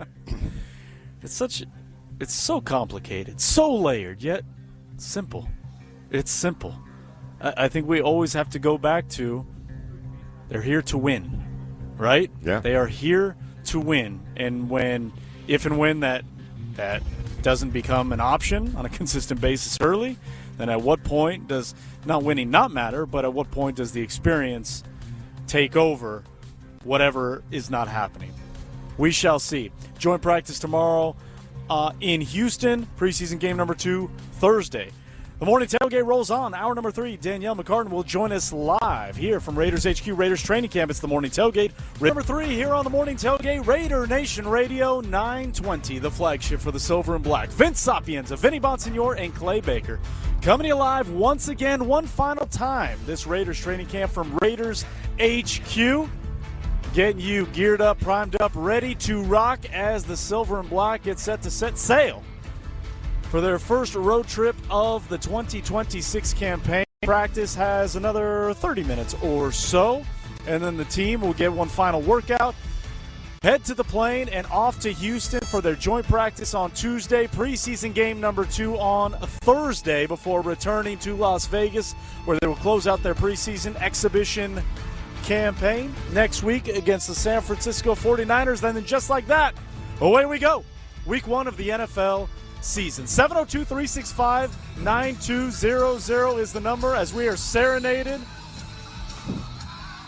by what I can only imagine is Clint Kubiak's Spotify account. Some angry hard rock, Clay and Vinny, as we are in the midst of a hydration break. But joining us here at the table from WFAN 660 in New York is greatness. Greatness has arrived. Danielle McCartan with us. Danielle, good morning. Welcome. Welcome to Henderson. Welcome to the morning tailgate. How are we? Oh, awesome. This has been an amazing experience this morning so far, and thanks for having me. I really appreciate it. Well, we just got to start off. First things first, aside from the concert we're bringing you, because in Vegas it's always a show, clearly. What have you made so far of training camp? Obviously, you have fresh eyes on the silver and black and all that they're doing, and the national perspective and everything. What have you seen? Well, first, I'd have to comment on the playlist here, because we went from Drake to country to now this real fast. But, yeah, I mean, look, the Raiders, from the national perspective, from the New York, New Jersey perspective, they're on the up. I mean, they got the best head coach candidate this past cycle. They got Clint Kubiak. That was the guy to get. They got their quarterback, and now it's just a matter of waiting. When is he going to take over? And I'm sure that's a big topic of conversation around here. But he looks good. I mean, the team looks good. It's physical. Did you see that flag drill over here before? Yeah. I love watching that. I was waiting for a scrum to break out, actually. So you got a chance to see Jaxson Dart and his ascension last year, a first-round pick with the New York Giants. Fernando Mendoza, the first pick overall, a little bit different, in terms of their starting point. But at what point would you say you and maybe the Giants felt like, all right, it's time to get Jaxson Dart out there? And do you think a similar kind of a path might be in place for Fernando and the Raiders? Yeah, what's up, Vinny? So when I was watching Jaxson Dart, like my whole thing with the Giants was, okay, you drafted this quarterback. You have a nice quarterback room. You got a Super Bowl winning quarterback, Russell Wilson, in the room with him. Let him learn. Let him sit. Let him hold the clipboard, like diagram plays, all this stuff. And then I watched him play. It was a preseason game against the Bills, and he lit up the first team of the Bills defense. Mm-hmm. Like I'm like, oh, there's got to be scrubs out there. There weren't. So at that point, you just have to trust what your eyes are telling you at that point. And while I was so gung-ho on he should never see the field this season, in that moment, I was like, you know what? He looks ready. He looks pretty good. So hopefully that's what's going to happen here with Mendoza. As Kirk Cousins misses a wide receiver left down the sideline here. I'm doing some play-by-play. He looks a little unhappy. Yeah, Clay, the Raiders are looking like they're in a 2-minute offense, ones-on-ones right now. A lot of urgency, a lot of pace. Obviously, you're going to hear the music ratchet up because they are mimicking that road-type feel. Go ahead, Clay. Well, when you say that, your philosophy changed then about having a rookie quarterback in that first year, but maybe you're starting to know that the only way that rookie can grow is being on the field at this time and watching him and making sure that he patiently goes and does everything that he's asked to do and not too much. Right. And that's the thing that Jaxson Dart still is learning, really, because, he's trying to dive for this extra 2-3 yards when, he's getting absolutely blasted. The best availability or best ability is availability. And if you are trying to stretch this into, what a catch. What a catch by Bowers. Oh, my gosh. Oh, my God. That was right in front of us.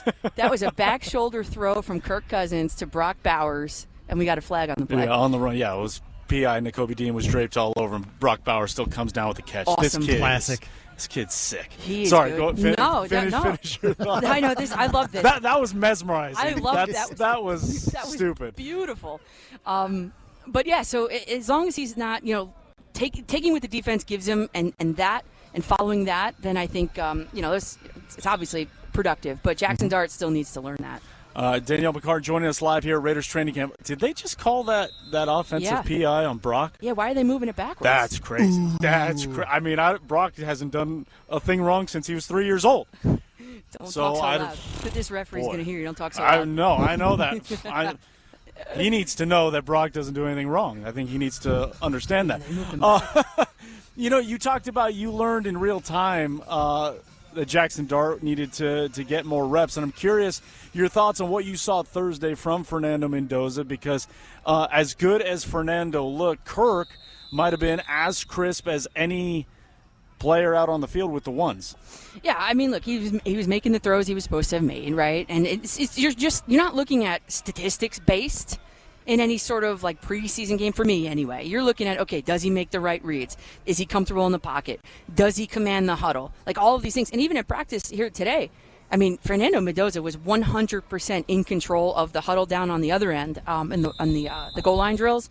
So those are the markers that you're looking for. It's not like, okay, he's completed 75% of his passes in this first preseason game. It's like, you have to look for improvement in the player versus looking at the stat sheet and saying, okay, bam, he's ready. Yeah, I agree. And really, I mean, I've always felt like it was important to define ready for what. And I guess maybe what we're saying here is, and I'll get your thoughts on this, you ride it out with Kirk until the moment games become less meaningful, and you understand, hey, we can live with the mistakes that are probably going to happen with a rookie quarterback because the games aren't as quote unquote important as they were to start the season. Maybe that's the time you turn it to Fernando Mendoza. I mean, yeah, then that's it. Because look, I mean, I'm not earth-shattering news here. I don't think the Raiders are making the playoffs here. So at that point, you look at it and you say, okay, he has made this much progress, throughout the season. And maybe you pick that date, you circle it on the calendar, you say, okay, this seems like a soft opponent. Maybe we can get him a start here or there. But, Kirk Cousins, though, he still looks like he's got some, gas in the tank for Kirk Cousins. Yeah, and that's the thing. Like, Cousins himself hasn't done anything really to lose the job as a number one starter. But at the same time, do you ever feel like you kind of owe it to the rest of the team? Like, we got to have our best guy out there. And perhaps it's the veteran, because we still need to have the offense clicking, and we still need to have that really philosophy of that we are trying to win games, at least to begin the season. Yeah, and I have full confidence in the Raiders and Clint Kubiak that they're going to do that. The best player available is going to be quarterbacking this team. He's running a hurry-up offense now. Everybody's in control. Everybody's in the spot where they're supposed to be. And that's what you want to see. That's the improvement you want to see from a rookie quarterback who said that, he after the game, he said it was fast in the beginning and then it started to slow down. So slow your heartbeat, make the right reads and be in the classroom 24/7. And by all accounts, you guys can correct me if I'm wrong, he looks like he is that A-plus type student, and yeah. And it's one of those things that we've talked about, and you're seeing this firsthand. Yeah. While it might not be perfect every single day for Fernando Mendoza, his best seems to be towards the end. Like, he seems to build his game, his progress, however you want to categorize it. And we're kind of seeing it right now in this 2-minute drill. Is he's hitting, he's accurate. Again, the command is there. He's processing. He's moving guys around. He's getting the play in, out, as he drops back now. And again, there's just certain plays that, there's a lot of underneath stuff that we've seen so far, not just in training camp, but in the preseason. You saw it with all three offense, a lot of underneath stuff. Mm-hmm. And they look like, they like to call them layups, right, Vinny? Oh, that was just a layup. Everybody can throw that. But, that's part of the scheme. That's Clint Kubiak, that's Janoko, that's scheming it up, and him hitting them. How many times did we talk about Caleb Williams, his rookie year, or different quarterbacks, big cannon of an arm, but they couldn't hit layups. They couldn't hit the underneath stuff. They can make the wow plays. Well, Fernando's, hitting those plays that he needs to hit, and we've seen that he can make the bigger plays as he goes deep now. Out of bounds. But not a good example of that. But you saw him go through the progression, too. That was his third read. Right. He looked right first and then scanned back left. And maybe Clay, I was really hoping that was going to hit on timing. That's why I said it in real time, and it didn't. Oh, there you go. You could hear the disappointment. All right, we got the field goal team out. Go ahead, Vinny. Yeah, and I think what was really encouraging about Fernando is when you went back and watched it, and gave yourself a little bit of time to watch it and rewind it, you saw those progressions that he made, and it wasn't in a hasty way. Like, sometimes you see quarterbacks, their heads spinning, like, where should I be looking? What should I be doing? My first guy's not open. Now I'm panicking. Yes. And his was just bang, bing, bing. Okay, got to throw it there. It was really, for me anyway, very encouraging for a young quarterback, and you just kind of saw that in real time right there. Yeah, we just saw it live. He looked right. His first read wasn't open. He checked it back left. He wasn't open, and then he fired it to the corner of the end zone. And we don't know if that was a route that was misrun. And if it was, sometimes the best throw is the one that you don't make, and so there's going to be ups and downs. Yes. It's going to look good. It's not going to look good at times. But I think the real root of today's conversation is watching what we saw Thursday. Is there anything we saw that tells you he can't handle it? No. I don't think so. The game came to him. He let it come to him. He did not panic. You could tell. When a quarterback is back in the pocket and then these guys are right on top of him and he just wings the ball. I didn't see that from Fernando Mendoza. So he's got a great mentor in Kirk Cousins. They're in the backfield here now. But, I think the sky's the limit for this guy. And I hate to hype up quarterbacks like that because I've been through so many. In New York never does that. Never. New York does Never. not do that. Zach Wilson. He's a saint now, I heard. like a New Orleans saint. He played well, actually. And it's funny to see how some guys will move around the league and how some teams will come from the bottom to become, a perennial playoff team like the Houston Texans, who the Raiders have coming up this week. Ever since D'Amico Ryans got there, they make the playoffs 3 straight years. And they gave teams they were a handful last year. They go on that 10-game win streak. What does the Houston Texans do that could make 2 quarterbacks like Cousins and Mendoza's make you start thinking twice about what they could do, because they attack the quarterback like no other team? I mean, it's good practice, right? Because all the players, when you talk to them, I'm sure we'll talk to them in a little bit, but they say, okay, it's good to get against different guys. Like, here we're looking at black and gold on both sides of the ball and a couple red jerseys. But so you get the experience of not going against the same guys. And, trial by fire, I think the Texans are a great matchup for this young quarterback to say, like, okay, you have to make the right reads up here at the line. You have to pick up the blocks, which Jaxson Dart did not do. He got blasted the other day. So you have to make the right reads and a defensive line. That was a pretty bad block, though. That's a bit. It was, what block? He missed him. He whiffed. Exactly. But if you're playing against a defensive line like that, it's good practice for the quarterback. We're talking to Danielle McCartan, WFAN 660 in New York. Now, speaking of New York, when the schedule first came out, everyone was trying to pinpoint, okay, what is the ideal game for Fernando Mendoza to come in? Everyone picked the Jets because they're the Jets. But you look how far into the season, it's like, is that too far? Yeah. What are the Jets going to be by the time the Raiders meet them? That's week 8 here at New York Jets. Hopefully they're going to be 0-8. That would be possible.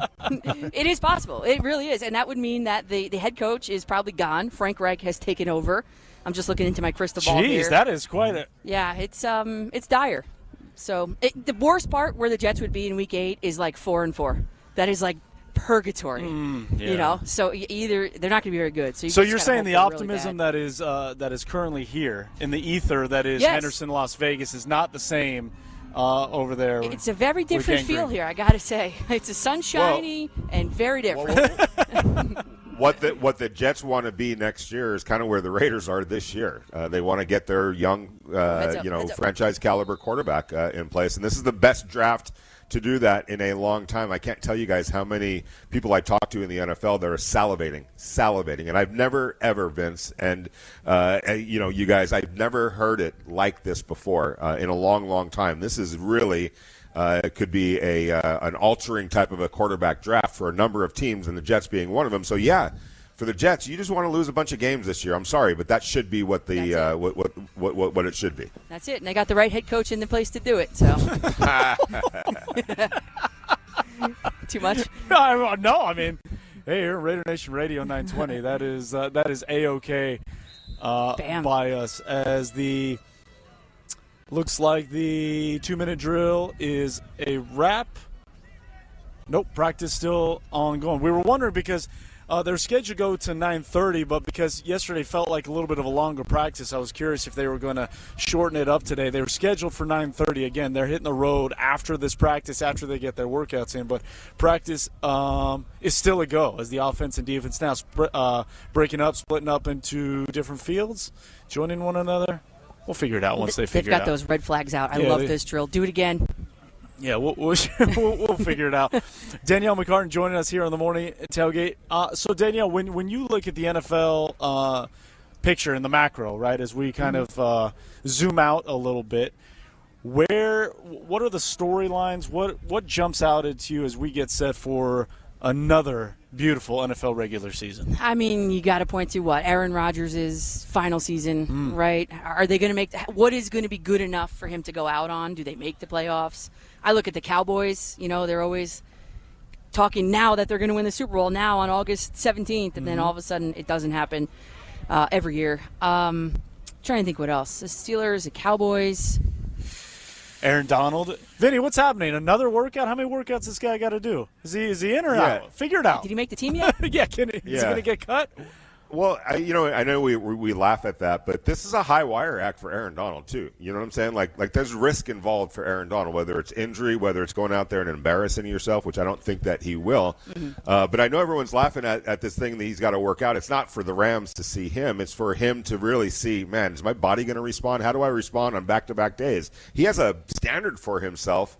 It's why he became so great, and he's not going to want to come back at a fraction of that. It's going to have to be suitable to him. So, to me, he's got to go. And I know, talking to Sean McVay, and he's like, "Look, I'm not going to, I'm going to let him come to that decision his own. The Rams are going to be fine one way or another. But this really is more about Aaron trying to figure out: am I still close to being Aaron Donald, or is it going to be a very watered down version of Aaron Donald? And I don't know that he wants to be that. I'm not saying that that's what's going to happen, but he's going to be thinking about that. He has to. Got to be playing on a pitch clock too. Not obviously 25 to 30 plays. Yeah, that's it per plays. Game, and they have to be impactful, and that's it.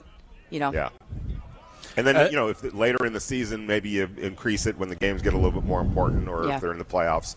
But yeah, that would be the plan. And again, I know that's been articulated to him, but again, if you're him, you're like, I'm coming back to be your third outfield or fourth outfielder. Like, like there's got to be some of those thoughts. Everyone's thinking this is a slam dunk on his part, but I'm not necessarily sure of that. I do believe he'll come back, though. Yeah, I agree. What about Buffalo? I mean, you hear all the angst of Bills fans trying to get to that Super Bowl that they've been just desiring for, but at the same time, they go through that head coach change. Dorsey's in there, and now all the pressure is still on them to go forward. Do they have enough weapons around Josh Allen to make that happen? I mean, I would think so. And as you were talking, I was thinking about the division. It's the Jets, it's the Dolphins, it's the Patriots, who I think are going to take a huge step back this year, the Patriots. But, the Bills are going to make the playoffs because I think they're going to win the East. They're going to win the AFC East. So did they do enough? I don't know, because now you've got Josh Allen, who now has to learn an entirely new playbook and vocabulary and all this stuff, and it's just not easy. It's not just plug and play. There's a whole thing, the classroom and learning that needs to go along with it.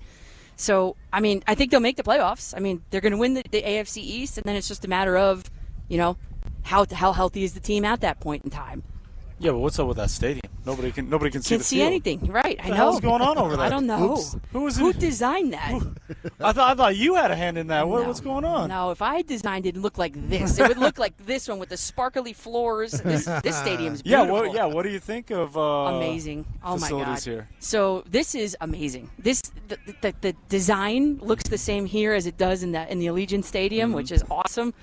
I did a tour a couple years ago in the locker rooms and all that stuff here. The white lights. I mean, this is top of the line. I've been to many stadiums. Yeah, I know. This one has been top of the line. The facility's awesome. All right, Danielle, before we get you out of here, give us, I'm going to put you on the spot. Okay. One hot, bold take for the Silver and Black this season.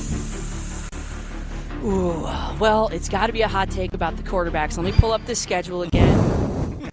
Fernando Mendoza is going to be the starting quarterback. Week 8 in the Jets. That's not so hot. Let me think of another one. We can get spicier than that. Yeah, we could. Out of all the things you've seen as training camp practice wraps up, a few more minutes, about 10 more minutes left here in practice for the Raiders. Danielle believes what? Ashton Genty, Offensive Player of the Year. Yep. Somebody's been reading somebody's mind. I'm just saying. Yeah, really? I've said that. Great minds. Oh, yeah. Yep. So not only does she provide a nice hot take, but one that all of Raider Nation can sign off on. Danielle McCartan, WFAN 660. Let me get this X right. At Coach McCartan on the X. Yes, thank you. This has been awesome. This is my first live broadcast, and I'm so happy that it's here in Henderson at the Raiders facility. Thank you. Well, we will remember it and cherish it forever. Let's do it again. Let's not wait. Let's do it again soon. I'll be here. All right. Tell me when. McCartan, here with us on the Morning Tailgate, Raider Nation Radio 920, live from Raiders HQ as the Silver and Black wrap up training camp, getting set to head to Houston. We're going to get back to the phone lines. Get your calls, your thoughts. Does Fernando Mendoza close the gap? Do you think he's ready? What is he ready for? We need those answers next here on the Tailgate. Vince, Vinny, and Clay want to hear from you. Call or text the show at 702-365-9200. Now, back to the Morning Tailgate.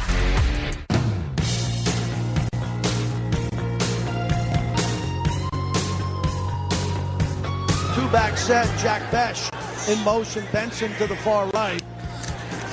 Fernando going to hand it off to Washington Jr. up the middle. He's got room.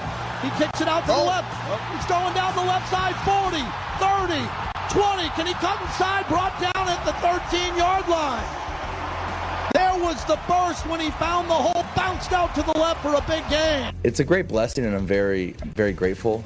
However, being able to get to this point, that third-string quarterback at Cal would have not believed where we are now.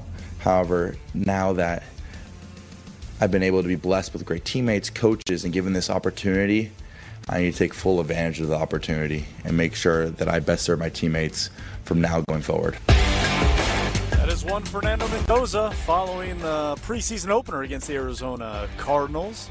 Raider Nation Radio 920 on the call. You know,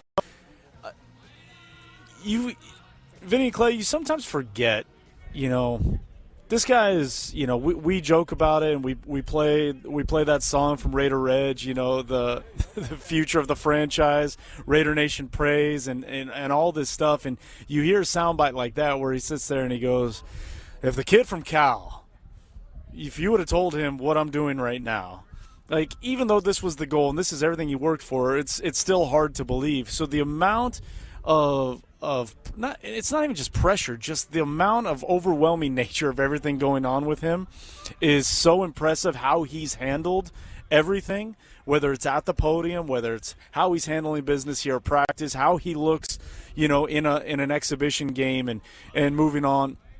It really is something to behold, and you gotta give grace, and that's that balance that it's hard to strike. You want to give grace for a young kid going through the ins and outs of becoming a professional athlete, being a leader of men, right? And at the same time, understand this is a business, and that NFL train does not stop for anybody. You gotta go, and when your number is called, you've got to answer and deliver, especially when you're the number one overall pick.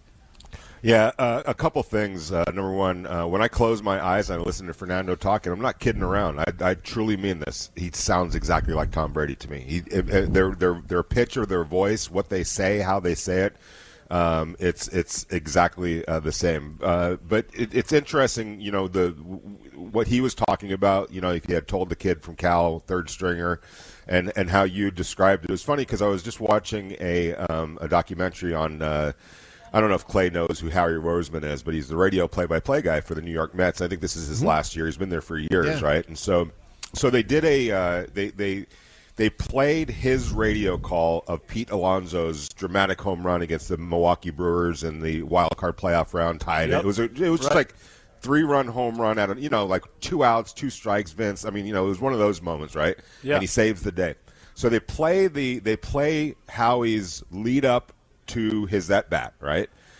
Describing everything, the emotions and all that, and they play it for Pete. This is now. It was just he was in a Baltimore Orioles uniform. That's how recently it was. And what he said instantly reminded me of what Fernando was saying. Is that he said, look, it's so funny because hearing Howie describe it is not how I'm describing it in my head. I can't be that dramatic about it. If I'm thinking about all those things that he's saying, the moment's gonna pass me by, and I'm never gonna be able to get it again. I just have to focus on my job, getting a good pitch, and it's like that. And you have to think like that. You can't think of all these, being out there thinking about, wow, how far I've come, what a big moment this is. You just can't, as a professional athlete, allow your mind to go there in real time. And the reason I say that is because if you think about Fernando and you take him back to that third string quarterback at Cal, what's worked for him is not thinking about that big picture and the grandioseness of it all and anything like that. It's, what do I got to do in this very moment to continue to get better? What step do I need to maximize right here, right now, whether it's in the classroom or the weight room or wherever, my nutrition,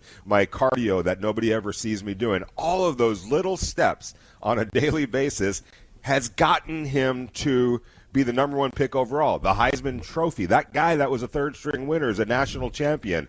The face of a franchise now with the Raiders.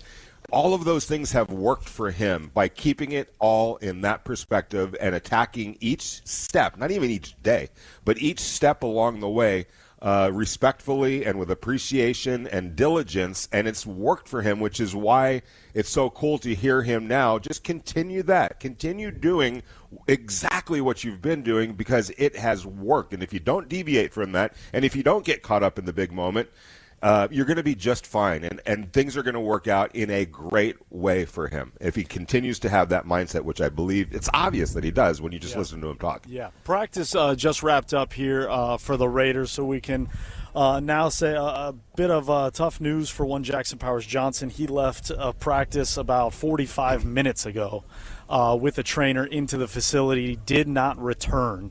So Caleb Rogers took the rest of the first-team drills with the first-team offense. So, in terms of a position and a camp battle that we have talked about exhaustively, not what you want to hear as you're getting ready to head out to Houston and really kind of put your mettle to the test, right, and try and separate yourself and become a starter. Another, at least in the moment, I have no idea what it was. Did see him go down during a red zone drill, but he popped right back up shortly after he did walk into the building with a trainer. So we will see what that looks like for one Jackson Powers Johnson and what that means for the Raiders, the offensive line, and that competition moving forward, guys. Well, that's too bad. But at the same time, I mean, he's part of an offensive line group that when we saw it on Thursday against the Cardinals, whether it was that Genty first down run, all of the offensive line were up the field. The run blocking was fantastic. JPJ and Benson were out far on the Washington run late in the game. So it's like it shows you that the run blocking is integral here, and I hope that, in a way that JPJ, it's not too severe where he can participate in the practice as well as in the game in Houston, and at the same time they still have that continuity and that chemistry to be able to run block as well as they did against the Cardinals. The problem is this is a reoccurring thing for him, and it's unfortunate because as we keep talking about it, it's one step forward, a couple steps back, and you just got to hope for JPJ, for the Raiders obviously, but more importantly for JPJ, that this isn't something that's going to sideline him for any extended period of time, because he's seen that movie way too many times now, and so let's hope for some good news for him and for the Raiders whenever we get an update on that. Yeah, again, we're not going to speculate. Again, just that is the latest with JPJ as the team is now making their way inside the building. We are expected to hear from Kieran Crawford, Charles Grant, and Isaiah Polamalu once they finish their workouts and wrap up their end of practice routines before they get on the plane and head to Houston. 702-365-9200. Let's get out to the phones, the text line. Funky Raider says, good morning, my Funketeers. The biggest concern I have isn't the quarterbacks. It is the kicking game. Oh, no. We should have been on the phone with Daniel Carlson at halftime. The rookie DBs I'm not concerned about because even the great Charles Woodson struggled in his first preseason. Yeah, kicking game is something that's going to have to get sorted out.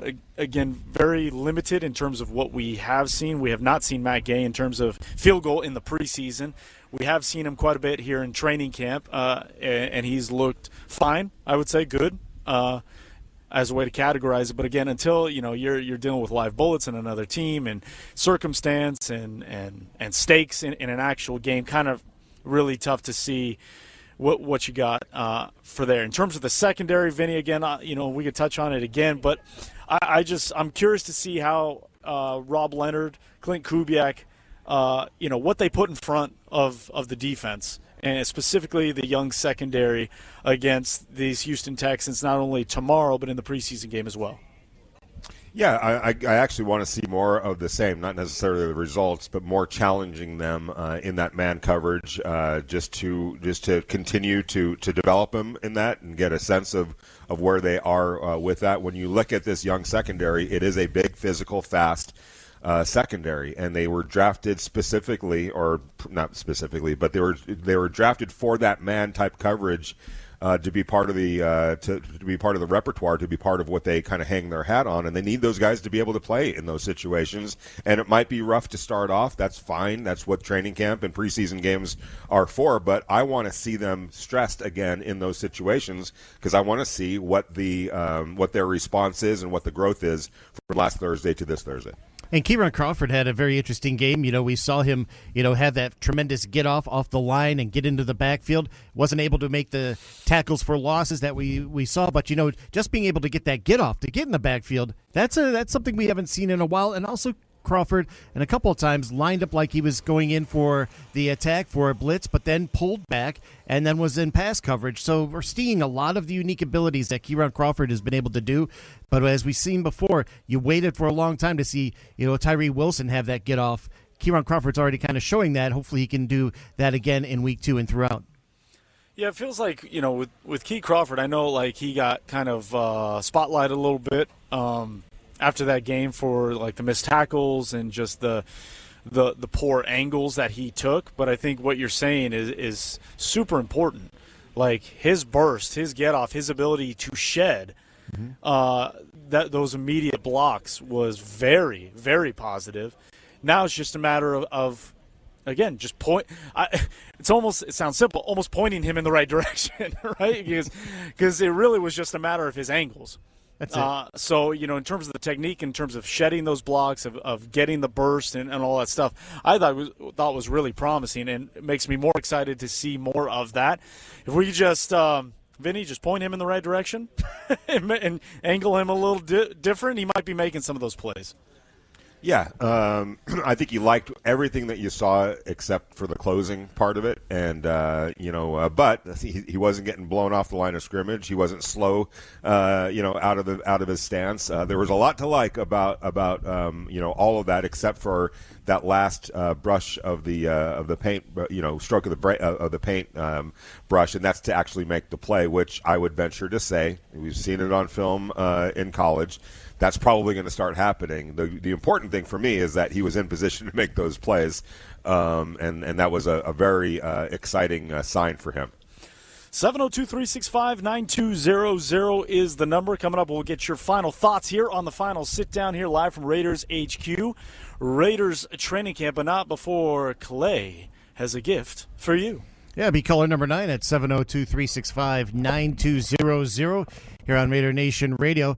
Pair of tickets to go see UNLV Rebels against Memphis. Rebel football against Memphis. Be caller number 9 for the August 29 showdown. 702-365-9200. It's Raider Nation Radio 920. We'll be back with the final sit-down next.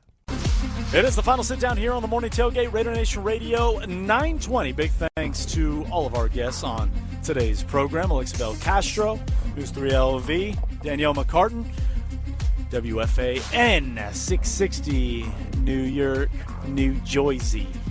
And as always, Raider Nation, we appreciate you. We appreciate the Raiders for once again hosting us this training camp season live, bringing you the ins, outs, sights, sounds, field level, right in front of Field 1 here at HQ. This was our final broadcast from training camp from the field here at Raiders HQ, but our coverage does not stop here. Oh, no.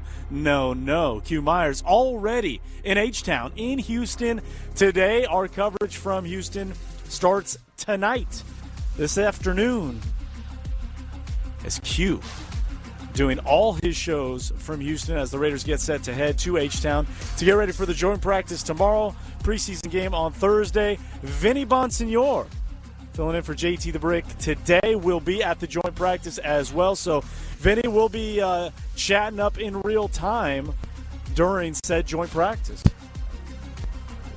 Cannot wait. This is a practice and a week that I think we've all been looking forward to ever since it was announced. Yes. And a true stress test. That's what I'm calling it. It's going to be a stress test for the Raiders, for Fernando Mendoza, for Kirk Cousins, everybody. Because this is a really good football team that they're ready to square up against tomorrow and Thursday, but in particular tomorrow.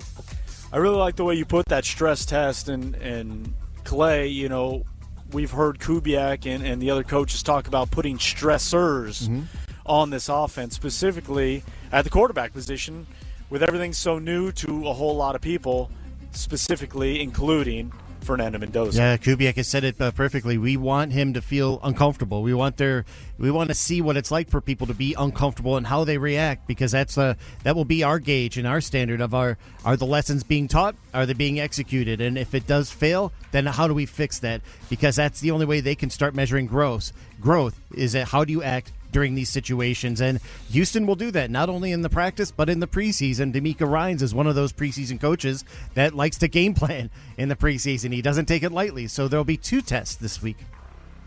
Up on the text line, Ben says, I understand allowing Nando to make mistakes early, but let's also not forget the Raiders had the worst O-line last year. It's not just about if Nando's ready. Are the Raiders ready to put out their prized pick with a bright future in front of a firing squad? Yes, there's optimism. The line should be improved. It has to, but nothing wrong with seeing the entire Raiders offense solidify themselves while Nando is learning from Kirk. I'd love to be the expert, but all we can do is really trust in Kubiak on this one. Personally, I'd love to see him play early, and I think he will. But there's more to it than just his progress in practice. Either way, all signs point up for the Raiders. Here we go again. I do agree with that. I think all signs are pointing up, and I've been one that has said countless times, we have to see it. We can talk about a bunch of different things, but until we see it, it's not so. Ben's absolutely right. The worst offensive line in the NFL was here in Las Vegas a year ago. That being said, I have seen enough in training camp to believe, and I'll plant my flag on this, that will not be the case this year. It's not going to happen, barring catastrophic injury for the Raiders.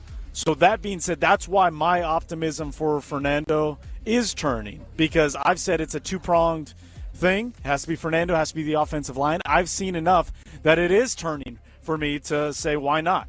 But it's Kirk's to lose, Vinny. And so that's why it may be simple to just say, is he ready or not? It's complicated. Yeah, I think we nailed it, right? Until the games. I mean, unless he just decidedly beats out Kirk, between now and the season opener, which I'm sure the Raiders are wide open to. Why not? If that's the case, you've been doing a long. Clint Kubiak, John Spytek, they've been around long enough. If they feel like, you know what, he is the best option. Period! Exclamation point. Let's just get to it. Then fine. More likely, it's going to be Kirk Cousins. You play it out, see where they go, and then once the games start, if the games start, leaning toward less meaningful because they're just kind of out of the out on the outside looking in on the playoff race. You go to Fernando Mendoza, understanding the learning curve, the ups and downs, the mistakes that are probably going to happen with a rookie quarterback are more digestible when the games are less important from a seasonal standpoint. Raider Sean says, of course, he is ready, and if Mendoza is on the same level, or even if he's better than Kirk, why would not start him? If it's the same, why not throw the rookie out there with the weapons we have if he, again, is on the same level or is better than Kirk? The better quarterback will play? Yes. If that's Mendoza, get him in there and let's go. Imagine that throw that he tried in the back of the end zone was to Brock and not number 83, Devin Tompkins, who didn't even try for it. God bless. Go Raiders. It's a fair argument, and I don't disagree. In fact, I agree on all counts. Big Rich Raider. Guys, I definitely beg to differ. The Raiders cornerbacks definitely were getting out-muscled at the top of the routes by the Arizona wide receivers. Part of that is technique, but it's also physical size and strength. They will get better, but it was definitely obvious in that game for them to play man. It will have to be Porter and McCoy. Stokes and Masses are better in zone. Just my 2 cents. Again, we might be getting into semantics on here, but I don't think the question earlier was, or I believe the call was that they're not big enough. I don't think it's a matter of size. I think if their technique is better, you don't have those issues at the top of routes. I don't think there's an issue of them being strong enough or being big enough to compete with bigger receivers. I think it's simply technique at the top of the routes, that their poor technique at the top of the route allowed them to get out-muscled. Any player can get out-muscled on any given day if your technique's not right, your leverage isn't good, et cetera, et cetera. I just think it was a matter of their technique wasn't right at the top. I don't think it's the fact that they're not strong enough, if that makes sense. I completely agree. I didn't see it as out-muscled. I just felt like, and there's, look, if you're a cornerback and you're up against, let's say, a tight end, The tight end's going to be stronger than you. He's just a bigger human being, generally speaking. So how do you combat the deficiency in strength is with fundamentals, Vince. There's ways to get leverage on somebody to use use that to your advantage so that it doesn't just become a brawn versus brawn. You see a cornerback tackle a fullback, you think the fullback's stronger than the cornerback? Of course he is. But what does the cornerback have to do? Something fundamentally sound to get that big old stronger dude down to the ground, because that's your job. You got to figure out how to do it. And you don't have to necessarily be as strong as that guy. You have to be fundamentally sound. Could he, if only he was as fundamentally sound as Clay Baker. You know, there was one thing about the physicality of the corners. Hezekiah Massis, Greedy Vance, they were making good tackles out there. There was always that that instance where they're a little undersized and they're poor tacklers. That wasn't the case. Was it Greedy Vance kind of led all Raiders in tackles yesterday? Yeah, Greedy, I thought Greedy was great in the tackling portion of it. And Zeke Massis talked about it a couple days before, right? Like he had a point to prove. He said people said that I couldn't tackle. I'm ready to go do it. Now, he wasn't perfect on his tackles, but he wasn't shy to do so, right? Like, so yeah. I think coaching, teaching is happening. I think there will be improvement. Remains to be seen. They got to go do it out on the field. We appreciate you, as always, here on the Morning Tailgate. Once again, final time live from Raiders HQ this training camp season, but our coverage from training camp continues for the Silver and Black continues in Houston. Q Myers, 2 to 5, Unnecessary Roughness live in H-Town all week long, starting this afternoon. Vinny Bonsignor on the JT the Brick Show later today, so make sure you stay with the flagship of the Silver and Black all day today. For Vinny Bonsignor and Clay Baker, I'm Vince Sapienza. Have a great day, everybody. We'll talk to you tomorrow during the joint practice.